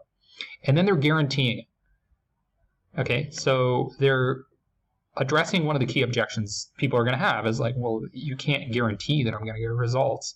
How can I believe you? And they say, if we don't hit the KPIs, we work for free until we do. And the other thing they're doing is their offer is a free 30-minute strategy session. It's not your generic free consultation. It's a little bit more unique, and people tend to respond to unique offers better. Book in a free 30-minute strategy session now. Looking for a one-stop shop. Keep looking. Interesting. So they're saying we're not just generic. We're something special. Okay, clients we think are awesome. Okay, so they're using some social proof here. I don't know any of these brands, so this doesn't really, it doesn't matter to me. That's one thing I think is irrelevant here, unless you're servicing Fortune 500. The logos are meaningless. Okay, and then they're talking about the process. So build an audience, qualify potential customers, convert traffic into sales. So a lot of the time when agencies are working with high-profile companies or businesses that have been around for a while, they want to know your process. What are the steps that you take? What's your kind of proprietary process to getting me results? And so they're putting that front and center, right? If a lot of people call or request a quote and the first question is going to be, what's your process? You may as well just put that up front. And then that way the strategy session can focus more on the details. Find out how we can help you grow with integrity, book a one-on-one now. So great job of doing copywriting that's very empathetic, speaks directly to the audience, and focuses on problems and solutions rather than focusing on the company and the product. I'm going to walk you through 6 tips for writing cold emails that comes to us from Harvard Business Review's A Guide to Cold Emailing. Now, these are not my own personal tips, but what I am going to do is add color to them by using examples of cold emails that I sent, as well as cold messages through LinkedIn and Facebook. And we're going to look at why some were successful and why others were okay and how I was able to improve them. Tip number 1, tailor your message to the recipient. Make it clear why you're emailing them as opposed to anyone else. This is one of the most important concepts in cold emails, because what you need to do is separate your email from generic junk. If people feel like your email is being broadcasted to a bunch of people, they're going to feel like you're just a me. How do I get something out of you? How do I extract money out of you? That's the perception they're going to have. But if they feel like they're in a unique position to receive value from this email, then they're far more likely to respond. And we're going to talk about how you approach this. And there are 2 different ways. There's a scalable way where you're able to tailor the message to a large group of people and automate the cold emails.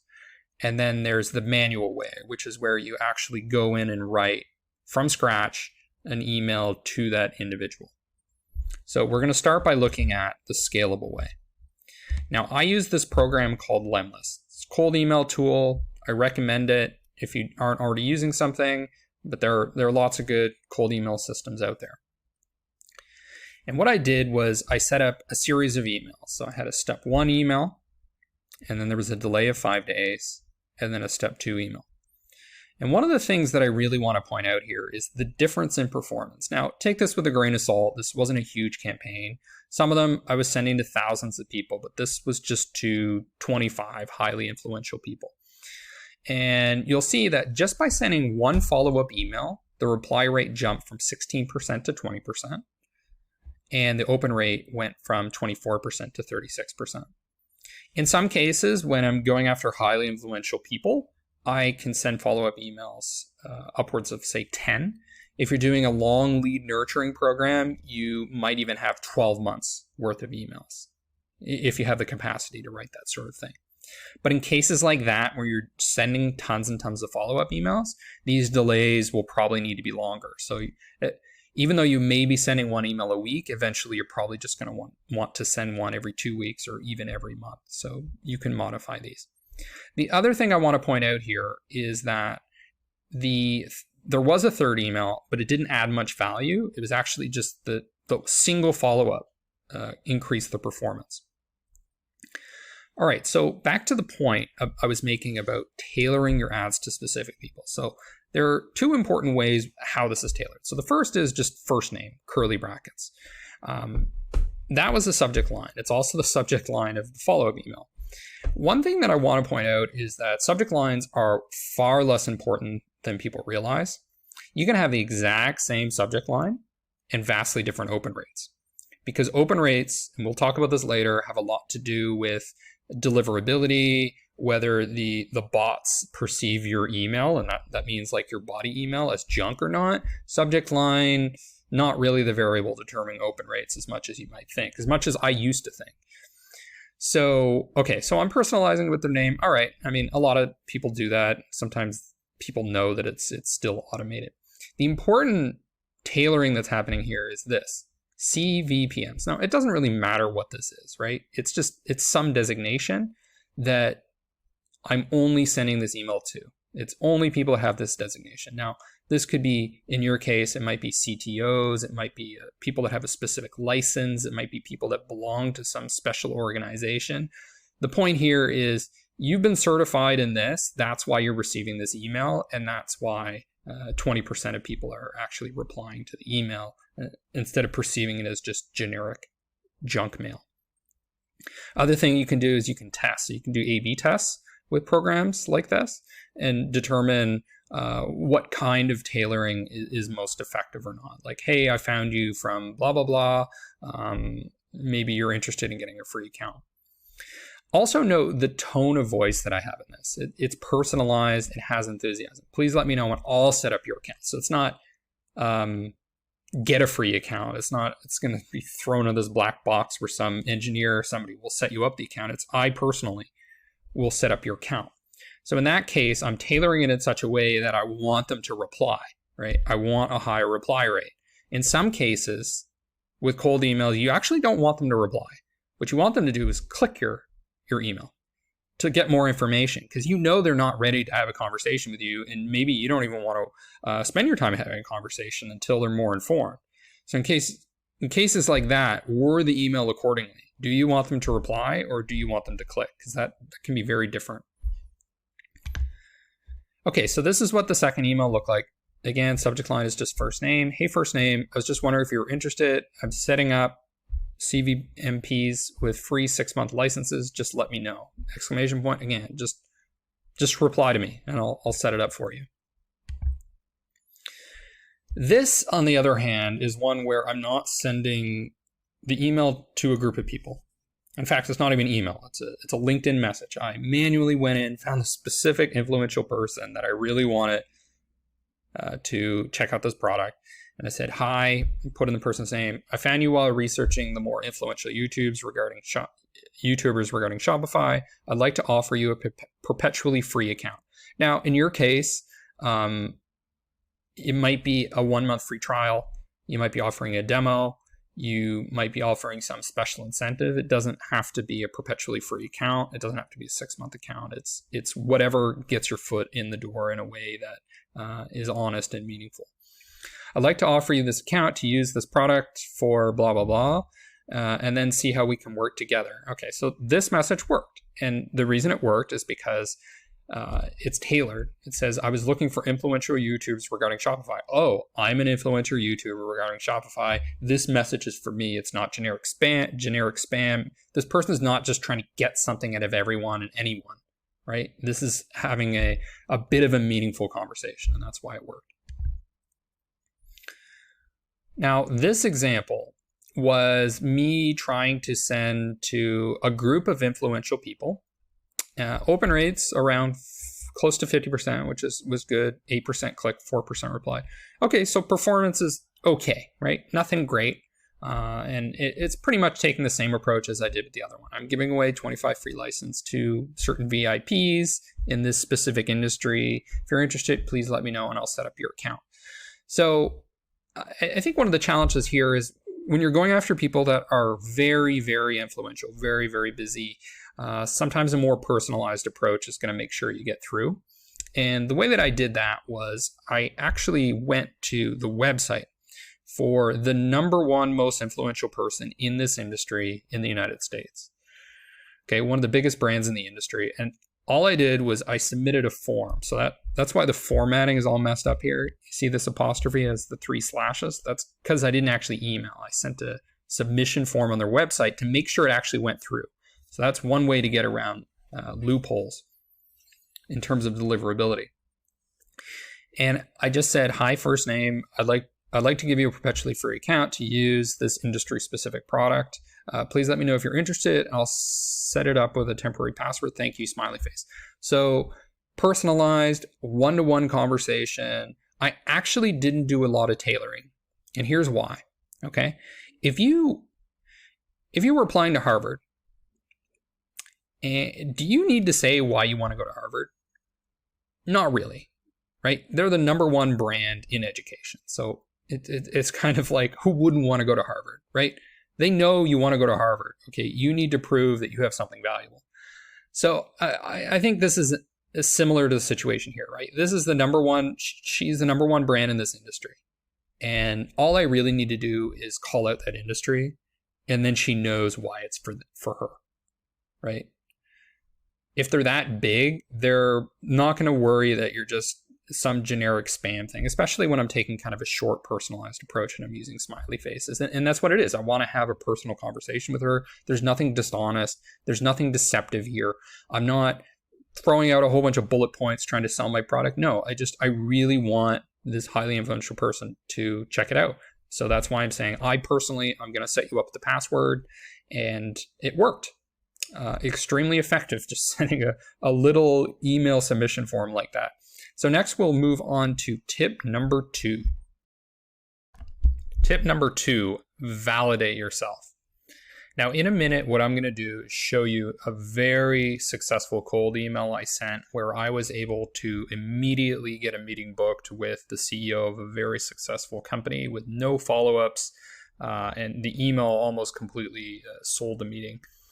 So validating yourself is incredibly important, especially today. If you've ever read the business-to-business copywriting handbook, it's available for free from Bob Bly. One of the things he stresses is the importance today of building credibility very, very early, because we're bombarded with messages far more than we used to be in the past.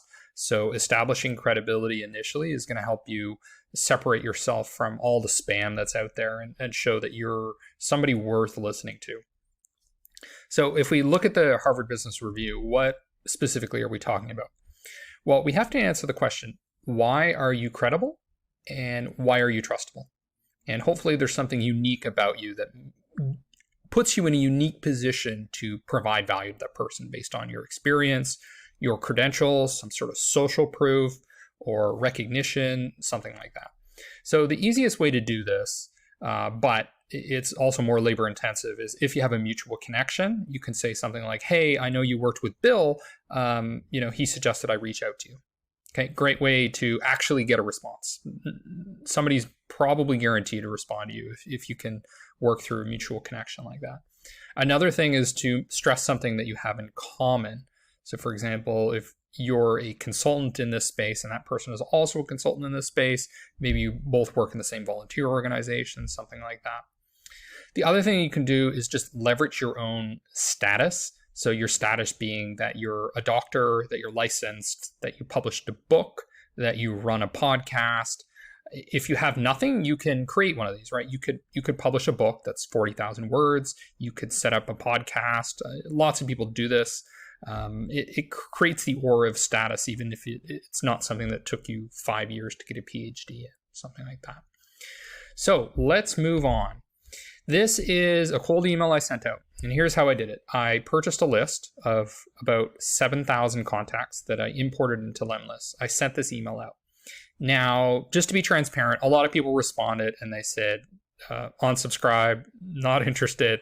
So if I ever sent this out again, I'd probably make a few changes. I'd make unsubscribe much more obvious, because I don't want people feeling like I'm tricking them into receiving emails. And if they want to click on unsubscribe, it should be just a giant button, because I don't want to talk to them. They don't want to talk to me. It's mutually beneficial to make unsubscribe incredibly easy when you're sending automated emails.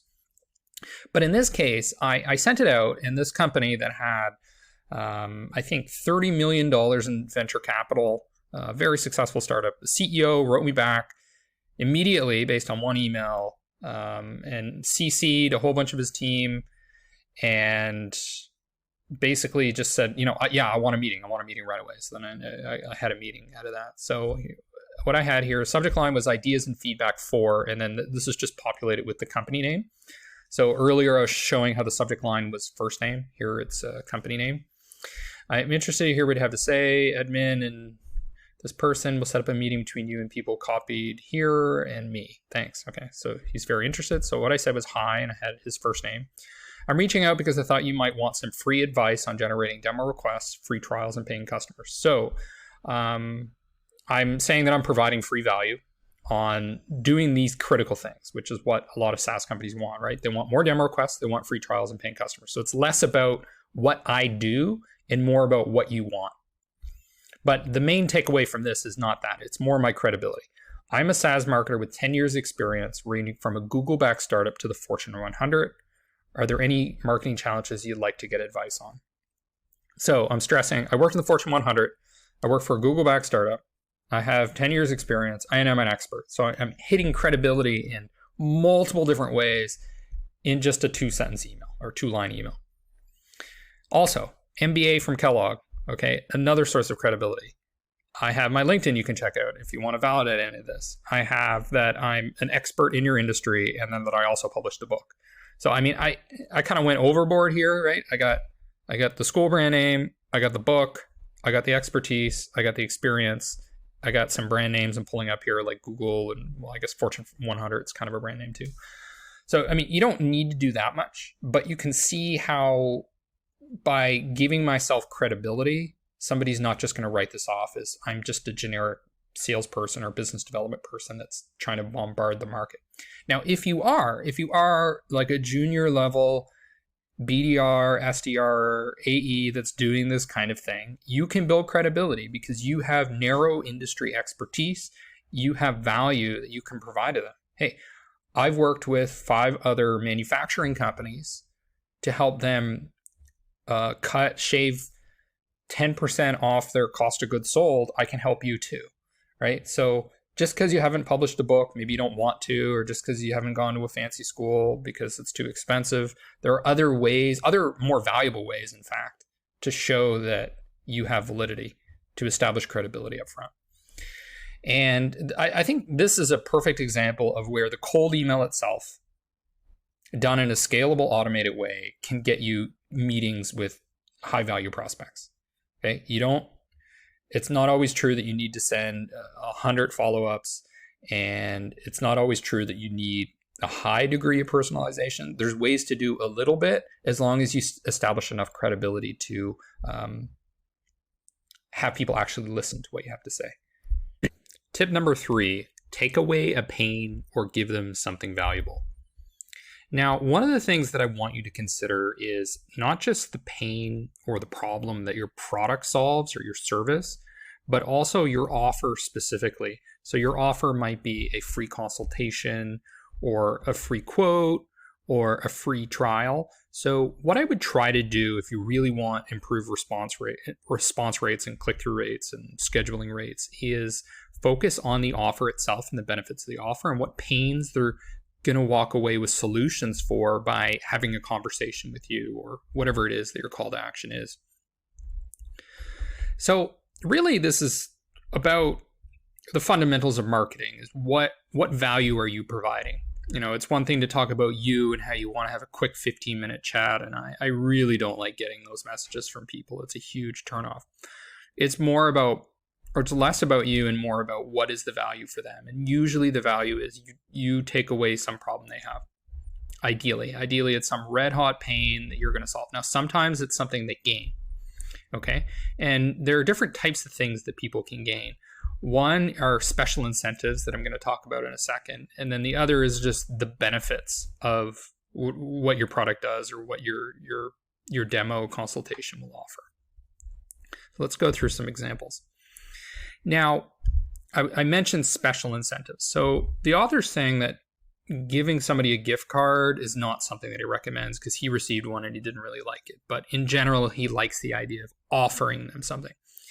I actually disagree with Tucker Max as the author on this particular point because I've had success with it, and other colleagues of mine that specialize in demand generation and account-based marketing have had success with it as well.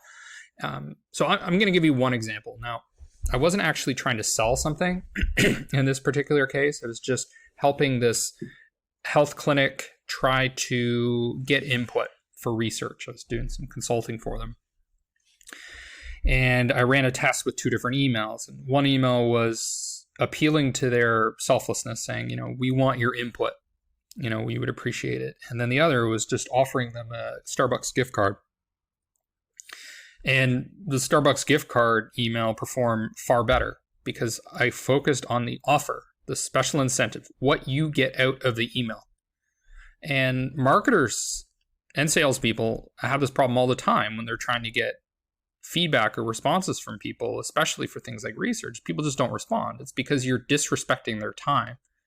You think that their time is free, that they should spend 30 minutes with you, even though there's a huge risk for them to do that, right? Your product may not solve their problem. You may just put a lot of pressure on them to buy. So there's a huge incentive to not respond to your cold email. But if you mitigate that risk considerably when you're like, here's $200. Okay, all we want you to do is listen to what we have to say. And this can dramatically improve performance. And it doesn't even need to be $100. I'm going to show you a case that was just $25 and it generated tons of pipeline revenue, tons of meetings. So lead with the offer and consider having a special incentive, especially if you're working with high value potential customers, especially when you're in like enterprise B2B or you're dealing with professionals. Now, this is the case I'm talking about, and it comes from SAS MQL. And in this case study, it was not just email. Okay, so the first step was to identify the target accounts, then send out a cold email. Basically, the cold email is just a heads up that there's a direct mail coming. And then in the direct mail, there's this package. And in the package is an incentive, which is for a $25 Amazon gift card, do a demo, and then directing them to this landing page here. Now, it's also best practice to, when you send direct mail, also send follow-up emails. So cold email, direct mail, follow-up emails. So heads up, direct mail is coming. Oh, did you get the direct mail? Here's a link to the landing page. And then the direct mail itself has a link to the landing page. And this is the landing page. It has a little picture of the $25 Amazon gift card. Okay, some of the things that are beneficial, what are valuable to them, so what they get out of responding, and then the schedulers right here. And let's look at the response rates. So there were 290 accounts. Percentage of engagement was about 34%. Cost per meeting, $114. That's really good. Campaign cost, $5K just for the campaign. Now there's going to be labor on top of that, so keep that in mind. Opportunities. So sales qualified opportunities, 25. Pipeline generate $300,000 ARR. So that's great. I mean, if the close rate on that is even 25% or a third, that's a lot of potential annual revenue for your business. And one of the critical things here is just having a special incentives for why they respond, because people are getting bombarded with requests for them to spend 15 minutes with you, 30 minutes with you, an hour with somebody else. You know, if you add a little special incentive like that, it can go a long way. And so too can just focusing on the benefits and the pains that you take away by providing them with a meaningful conversation with you as an expert. I'm going to show you this example where I took a similar approach. And what I did was I found some highly influential people that ran Facebook groups, and I wrote them on Facebook. And this one was effective. I said, hi, name. I've seen you around in a lot of places, including Facebook, YouTube, and referral candy. So again, we're doing that tailoring, which was tip number one. You seem to be a pretty important VIP in the e-commerce world, and I'd like to pay you for your input on our app. Would you be willing to see a demo of the product in exchange for an honorarium of a $75 Visa gift card? Thanks. So there you go. $75 incentive to get a meeting secured, a demo secured with somebody who influences, I think it was tens of thousands of potential e-commerce sellers, if I remember correctly. But, one of the biggest groups in the space. So there you go. Focus on what they get out of talking to you, and you should boost performance of your cold emails. Tip number 4, keep it short, easy, and actionable. So a few of the examples I showed you earlier, for example, when I sent an email to the number 1 most influential person in this particular industry, it was a very short email. It was like 2 lines and very effective. Now, what I'm going to show you is an email, a cold email that I received recently, and it was just too long. It was so long and filled with information that I didn't actually think it was personalized to me. It's possible it was, but it looked like it was just copy pasted and kind of spammed to a bunch of people, and that's one of the reasons that I just ignored it at first. There was a follow-up, which could have been an automated follow-up. I don't know for sure, and I just told him, I'm like, it sounded too much like a sales pitch. Now, okay, first thing is subject line, virtual coffee on me. Yeah, I don't know about other people, but I don't, if I receive an email that talks about a free coffee or 15 minutes, I just immediately am turned off, because it's not about me at this point. It's about you. You want to get meetings. Okay. I'm not interested in your goal of getting meetings. Okay. I'm interested in solving my problem. So tell me how I can solve my problem, and then maybe we can talk about having a meeting. Okay, your goal may be that, but don't focus unilaterally on that in the messaging. Okay, that's the first turn off here. Virtual coffee. Okay, I don't want to have coffee with random people that I don't know. And that's probably what your prospects are thinking too. Now, he's pointing out how he knows me, or how there's some connection here, which is a mutual LinkedIn group. Okay, that makes sense. That's a good thing. Okay, hey Dekker, it's whatever his name is from this particular group. Okay, makes sense. Decided to reach out via email to keep LinkedIn a network platform. There are a couple things I want to discuss and propose. Okay, I don't know about this sentence. He's already I don't know, setting up excuses for sending it or something. But fine. I mean, again, some of this is just my own personal views. We have other things that are more data driven. But yeah, I don't know what this is all about. There are a couple things I want to discuss and propose. It'd be great to hear your story on my new podcast. Okay, that's something I'm interested in, right? I'm a public speaker.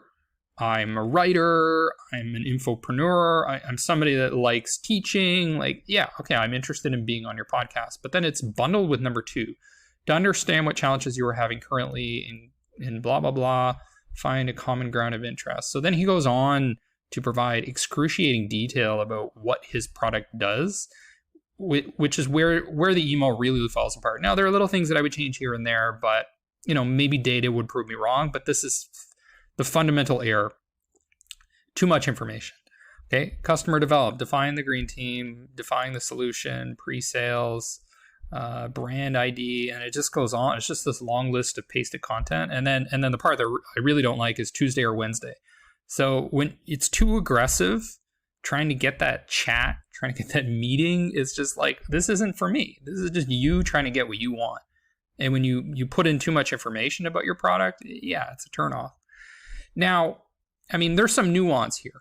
There are going to be cases where people just don't have enough knowledge to make a decision. For example, if you're not sending cold emails, but you're sending like message ads through LinkedIn, yeah, you need to reach people based on their stages of awareness, but you can triage them, right? They can click to get more information if they want to watch your video, go to your website. You can send people to a request a demo. But with this cold email, if your goal is to get somebody to respond, to have a conversation with you, this is not going to work, right? This is just basically spam. It's just tons of information about your product, not about what my needs are or what the value is for me. Tip number 5 from Harvard Business Review: be appreciative and a bit vulnerable. One of the ways you can do this is by being a little bit submissive. The person that's receiving your email is in the position of power. They can choose to ignore it. They could reply to it and say not interested. They could reply and say something rude. Now, a lot of people, when you're working in sales and business development, or you're an executive, you're trained and conditioned and positively reinforced to be a very assertive person. And sometimes you enjoy the hunt, if you will. But in actuality, when you're doing something like cold email, you need to assume a more submissive role. And one of the reasons you do this is because if you seem like the submissive one who needs help or is kind of looking up to somebody as an authority figure, as a highly influential person, then it's almost like they're helping you by responding. They're a good person. And a lot of the times that's true, especially if you're reaching out to people that are presidents of large associations and things like that. And another way that you do this and show appreciation, position yourself appropriately, is by not just writing a simple closing that's thanks. You go a little bit over the top. Now, I want to give you an example. I worked with this fellow from Poland years ago. He's a graphic designer that I would take on for projects a lot of the time. And he would always write with smiley faces and little emoticons in his emails. And I thought it was a little bit peculiar because I'd grown up in a small town where men were not encouraged to do that sort of thing. It was a very kind of tough, sports-oriented culture. And I thought it's almost not masculine to do that. But I liked it because he seemed more likable. He seemed easier to work with. He was also slightly submissive, right? I'm the one paying the bills. And, if the project changes, I get the impression he'll be more flexible and he'll understand those changes. Whereas I worked with another graphic designer who was less submissive. He was independent, but he was also stubborn and difficult to work with. Highly competent, okay, great person in terms of his skills, but a bit challenging to work with somebody when they're being that hard-headed about things. So I just pulled this exact example from Harvard Business Review, and it says, this gets results. Even just saying thank you so much, ! I'm really grateful, to a request doubles response rates. So being a little over the top with a message and a little bit vulnerable too, right? When you do things like use exclamation marks, use emoticons, saying you're truly grateful, these kinds of things can be a bit vulnerable, right? You're not trying to be this tough, invulnerable person. You're opening up a bit. Doubles response rates. And tell people it's fine if they're too busy. So giving people a way out, giving them options. So there's a really cool book that came out recently by Jonah Berger, and it's about how to change people's minds. It's called The Catalyst. And one of the principles he talks about is how giving people agency, giving them options, gives them the feeling that they're in control, even if all those options are ones that you want. And it's interesting because a lot of marketing recommendations out there are all about one call to action. Focus everything on the call to action, right? Get that 15-minute meeting, get that demo.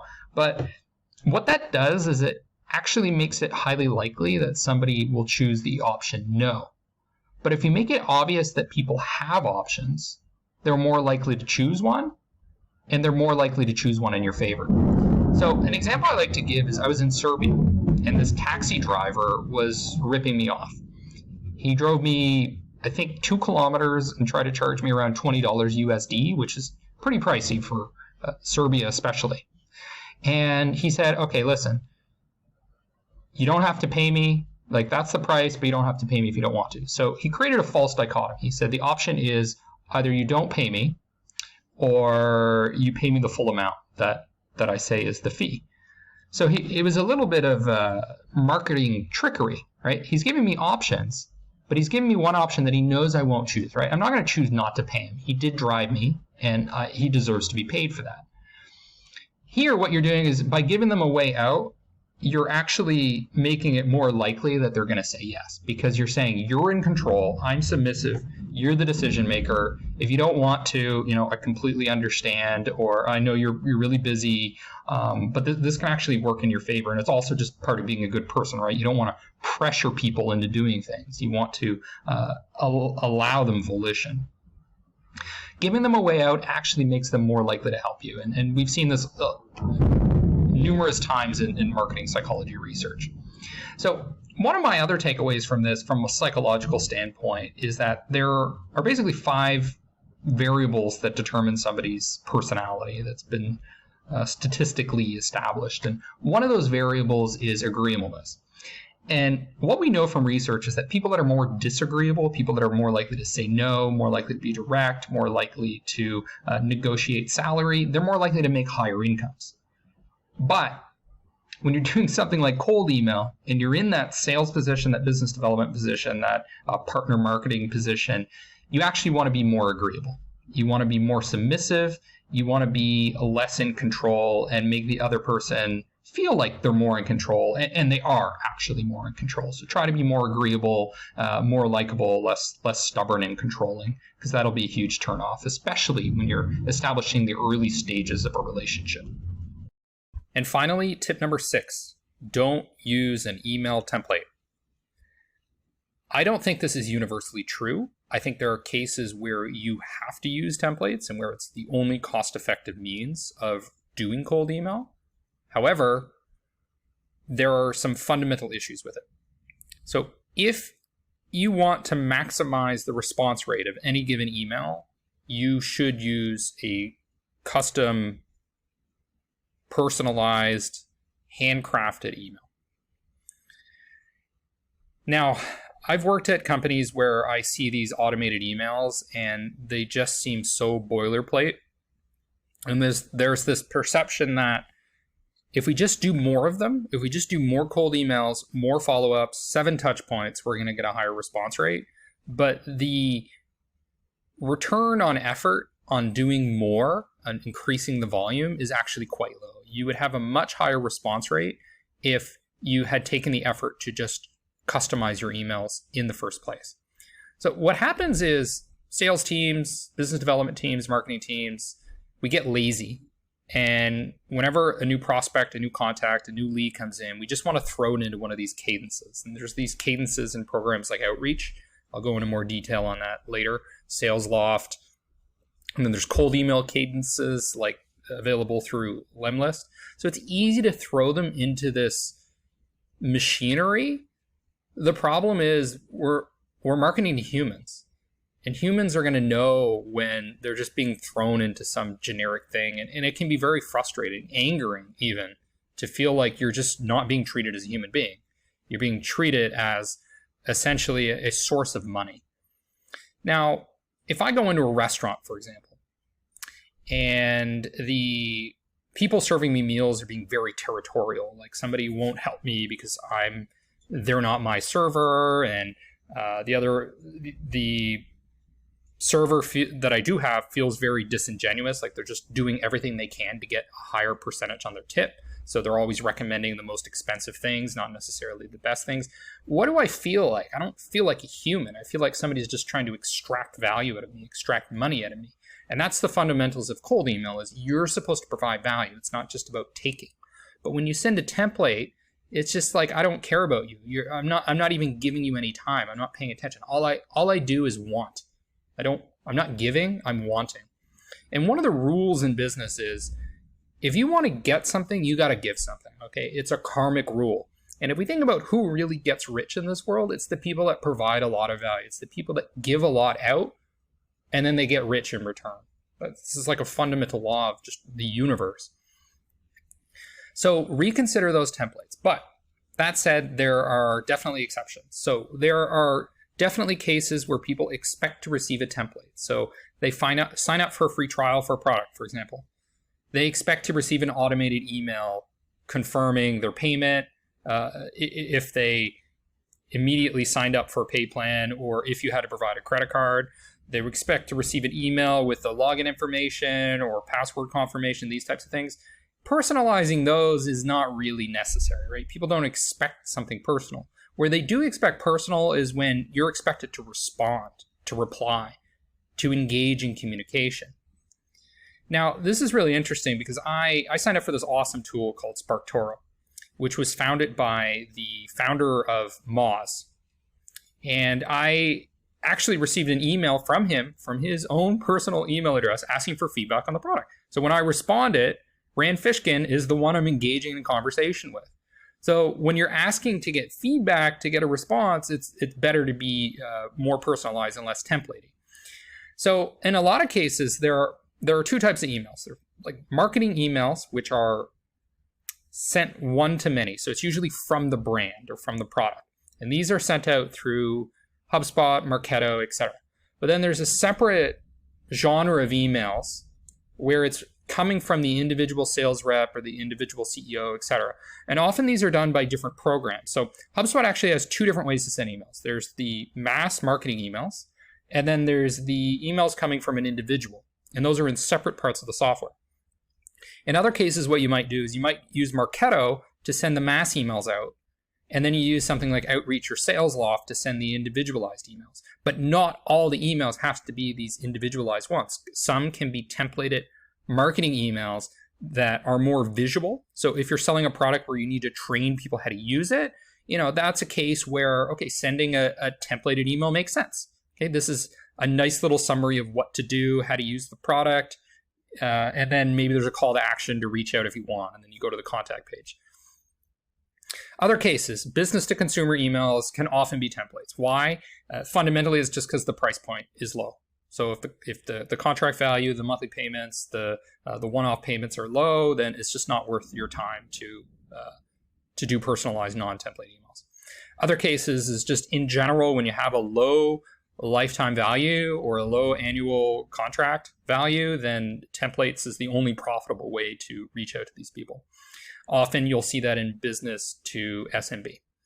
So the main takeaway here is if you are focusing on highly influential people, whales, large companies, key contracts, key accounts that you're trying to land, it's better to go personalized. The return on investment might be higher. The response rates are definitely going to be higher, especially when you take the time to tailor it based on who they are, the behavior that you've seen in them, and then maybe some element of superficial personalization, like using their name or something like that. In the next video, I'm just going to go a little bit more in depth on this idea of using template emails and where they're not appropriate and some of the reasons why you don't want to take that angle. And we'll also explore some of the programs that are used to do it.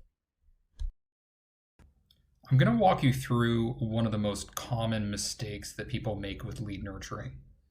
So there are these programs out there like SalesLoft and Outreach.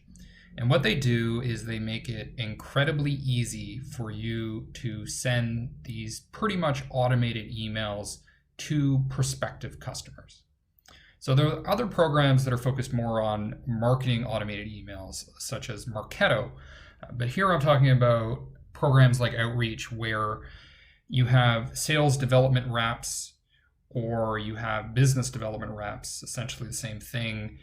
And the emails are actually being sent from those individuals. So the automated emails that are designed to nurture the leads appear as though they're coming from an individual, and they're text-based emails. So these are not HTML-based. They don't have a lot of graphics. They look very personalized. Now, herein lies the problem, is that the vehicle you're using is a very personalized one-on-one touch point, but the emails are often these very generic templates that really turn off the prospect. And it's very obvious that to the prospect that they're being just put into these automated cadences. So what ends up happening is the prospect gets this email. It's not personalized at all. And I don't mean personalized in terms of it has the person's first name or it has the company name in it. I mean personalized in terms of the SDR or the BDR actually looked at the behavior that that prospect was engaging in. So the pages they were looking at, the webinars they attended, the white paper they downloaded, the video they watched, and actually try to get a sense of what that person needs or what information they're interested in, or even going so far as to actually look at their company, the prospect's company, to figure out, oh, okay, I actually understand what they're selling. So instead, the prospect just receives a very generic message. Now, I'm not the only person that agrees with this point. So for example, Jason Lemkin is the founder of SaaStr, and he's also one of the founders of Adobe Sign. So very successful businessman, understands a lot about lead nurturing. And here's what he had to say. One of the most common sales tactics that backfires is dumping everyone into an automated cadence. So this is the worst. There are a number of tools like Mixmax, SalesLoft, and SalesLoft and Outreach that are insanely powerful, but they have to be used correctly. They do not replace one-on-one emails, one-on-one Zooms, and one-on-one interactions. They augment them. You should not be doing fewer personalized emails because you use a tool. You should be doing more of them because a tool frees you up. Just sending a cadence is not sales. So this is the problem that I see with lead nurturing, and this includes marketers who should be supporting the sales team and the sales team themselves, is don't just throw customers into these generic cadences. Those cadences need to be customized, they need to be personalized, because this is supposed to increase your efficiency so you can spend more time on personalization. All right, now another common mistake, going back again to Jason Lemkin. Most CEOs do not have 15 minutes to get on the phone. Most CEOs will read your email if it looks like it will help their company. Make that email truly awesome instead of asking for 15 minutes. See what happens. So this is another problem I see with lead nurturing, particularly on the sales side, the BDR side, the SDR side, is that the BDR will go immediately for the kill. Let's get somebody on the phone for 15 minutes. Guys, it is the 21st century. People do not want to get on the phone for 15 minutes to have a chat. Sometimes they do, okay, if there's an immediate need, an immediate pain point, or there's a lot of back and forth that's required. But we're seeing now in a lot of industries, including the collections agencies, that phone is just not working. They're switching to email, they're switching to WhatsApp, they're switching to these text-based programs. Young people, Generation Z, millennials, they don't want to get on the phone anymore. They want to text, they want to filter based on emails to get information, they want to ask questions through emails. So do not force people, particularly high-level executives, to get on the phone for a quick chat. Okay, so I just told you some of the key issues with lead nurturing that are made. Now I'm also going to walk you through an example of a set of emails that I received. I've censored this because I don't want to embarrass the person that sent them, but this is coming from Salesforce. So I was engaging through the Salesforce website, looking at some various content, some information that I was doing research for. And the first email I received here is at the bottom. So you can see that it's personalized in the sense that it has my name. Hi, Dekker. After seeing you viewed some content on our site, one of our account-based marketing webinars, I'm curious, what brings you to Salesforce? Other customers have found it helpful to connect for 10 minutes to discuss their current priorities so that I can point them in the right direction. What's the best time for 10 minutes today? Okay, this isn't completely terrible, okay? There is some personalization that matters here. They are actually talking about some content I consumed, one of our account-based marketing webinars. But it's very clear that I'm just being dumped into some generic, unpersonalized cadence. Because after you viewed some content on our site, what is that? What does that mean? What content are you talking about? Has this person spent any time looking at the content that I consumed to try to get a sense of what problem I may actually have? Because if they did, then they would probably send an email more along the lines of, hey, I saw you were interested in account-based marketing. Did you have any questions about account-based marketing or how Salesforce uses account-based marketing? Now, I didn't respond to this email, so there was a follow-up email that came. Hi Dekker, I wanted to see if you had a chance to review my last email. Our customers have saved time by quickly discussing their priorities with us so we can connect them with the right resources. What time works for 10 minutes today? Okay, so again, they're pushing for this 10 minutes offer. I'm not at that stage. I'm still in the lead nurturing stage where I'm just consuming information. So in my opinion, this person could be asking me information via email just to see my level of interest or to see in what pains I'm particularly interested in. But instead, they're pushing way too aggressive for 10 minutes on the phone.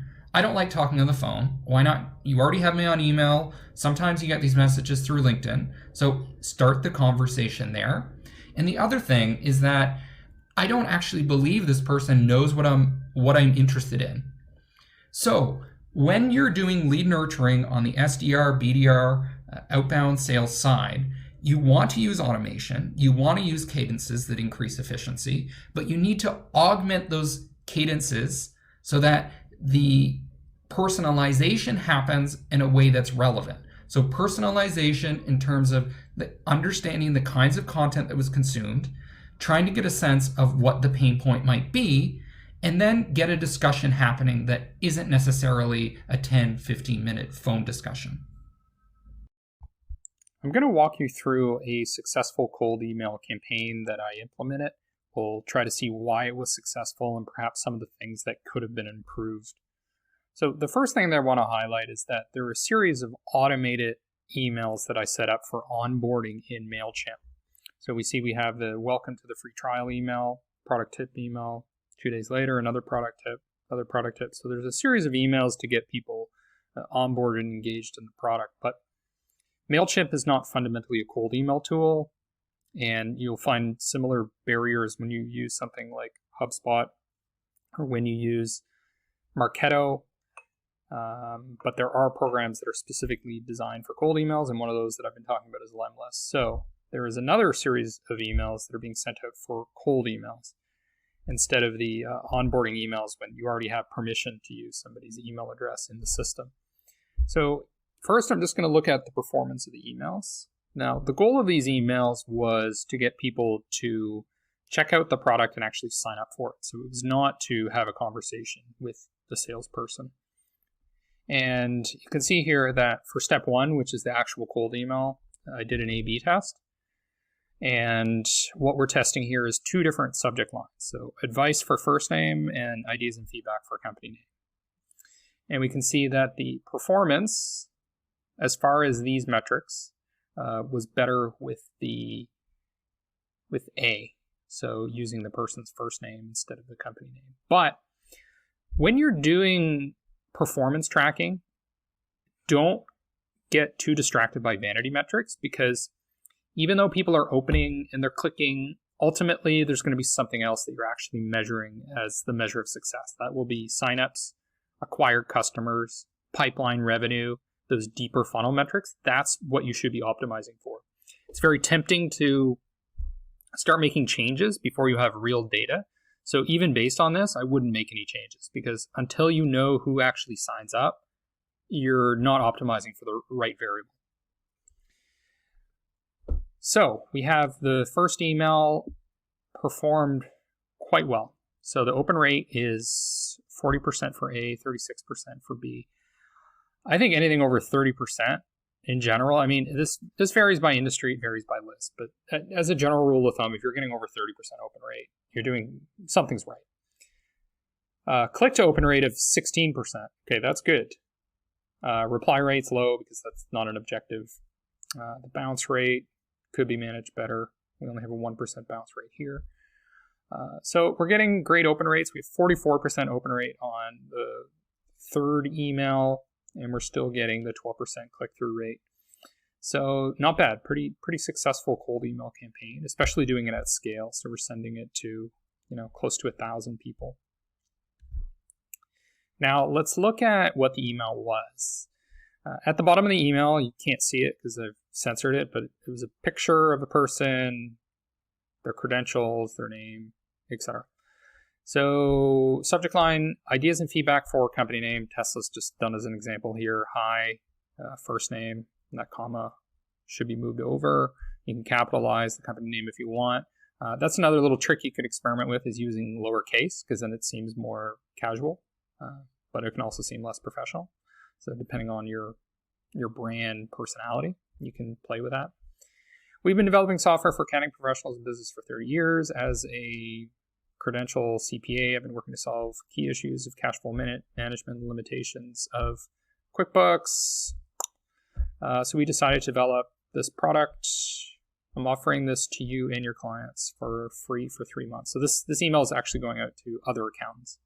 There's no catch and no credit card required. Just want to try it. Hopefully your clients cash flow planning. Let me know if you have any feedback. QuickBooks Online, and then I provide some use cases, and you can try it for free today. So a lot of the advice on cold emails out there is really about one-to-one emails, highly personalized, where the goal is to get a conversation going with a potential new customer. Those emails are going to be quite different from ones where you don't actually want them to start a conversation so much as sign up for the product. So you can see here that the sign up CTA, I've included it twice. Now, one thing that I would have liked to test is a much shorter email and A/B test it against this, because if we look at some of the advice we went through earlier, you can see shorter emails are effective. I'm not 100% certain that that would be better in this case, because in this case, we're trying to get somebody to sign up for a product. So in order for them to do that, they may need more information to make that decision. It's different when you're trying to get a conversation going and sound like a real human being, because human beings don't copy paste huge amounts of text. I've included the CTA twice, and the click-through rate's quite good. I didn't actually see which one they're clicking, but seems good. One of the central reasons why this email was effective is the credibility. So I have an accountant writing a message to another accountant, right? 30 years experience. He has all these credentials. I know the problem. I can relate to the problems you have. We have a strong offer. It's free. It seems genuine. But I think one of the key considerations would be testing to see if a shorter email would perform better. Now, we know in copywriting that pithy or short stuff isn't necessarily better, because people often need more information to make a decision. So it's still up in the air whether something like this is a better approach or not, putting in all the use cases. But the main thing is credibility, a strong offer. So an offer of a 3-month trial is quite strong when you're used to having a 14-day trial, a 30-day trial. And just customizing it to who the recipients are. So I have a list of accountants, so I make a very accountant-specific type of email. In the last lecture, one of the things I highlighted is that you don't want to optimize your campaigns for vanity metrics unless you have to. Like you have a long sales cycle and it just takes too long to get data. That'd be an example, or you just don't have the tracking capabilities. But I'm going to show you one way that you can actually track real non-vanity metrics, and that would be using UTMs. So UTMs are these unique URLs that you would provide for like cold email A, and then you would provide another URL for cold email B. That way, when you look into your customer relationship management program, you can actually see cold email A actually produced signups and new customers, and cold email B didn't go anywhere. That way, you're not just looking at like click-through rate, open rate, etc. So for example, if you're using HubSpot, you'll have an analytics dashboard, and you can look at UTM campaigns. So we can see this particular email campaign led to 1 customer, and this one led to 0. And we also see that this one had 2,000 new contacts, and this one had 0. So that's a much better way of assessing performance. But I mean, it's a bit of pain in the butt because you got to set up all these unique UTM parameters. There's an easy way to do that, and I'll show you that in a second. But this carries over to all sorts of outreach when you're doing, for example, LinkedIn advertising, Google advertising, etc. It's easy to just look in the platform itself, the advertising platform or the email program, and be like, oh, this one has the best click-through rate, etc. It must be better. Or the most signups, it must be better. But really, it's the CRM or if you're using Tableau or some advanced analytics programs, look in there. But usually it's the CRM where you actually see outcomes that matter. Okay, so one of the keys is to start get in the habit of using UTMs. So you can go here, just type in Google, create a UTM. You'd have a website URL, like here, for example, if you're trying to get people to schedule on your calendar, you'd have the campaign source. I just said cold lists, could be a list that you purchased. The medium is email, cold email A. And then I would create another UTM. Okay, so another UTM would be cold email B. And then what I do is all the traffic coming from that email is going to go to this specific URL. That way, when I go into my CRM, I can start seeing, okay, email A actually generate these kind of results versus email B.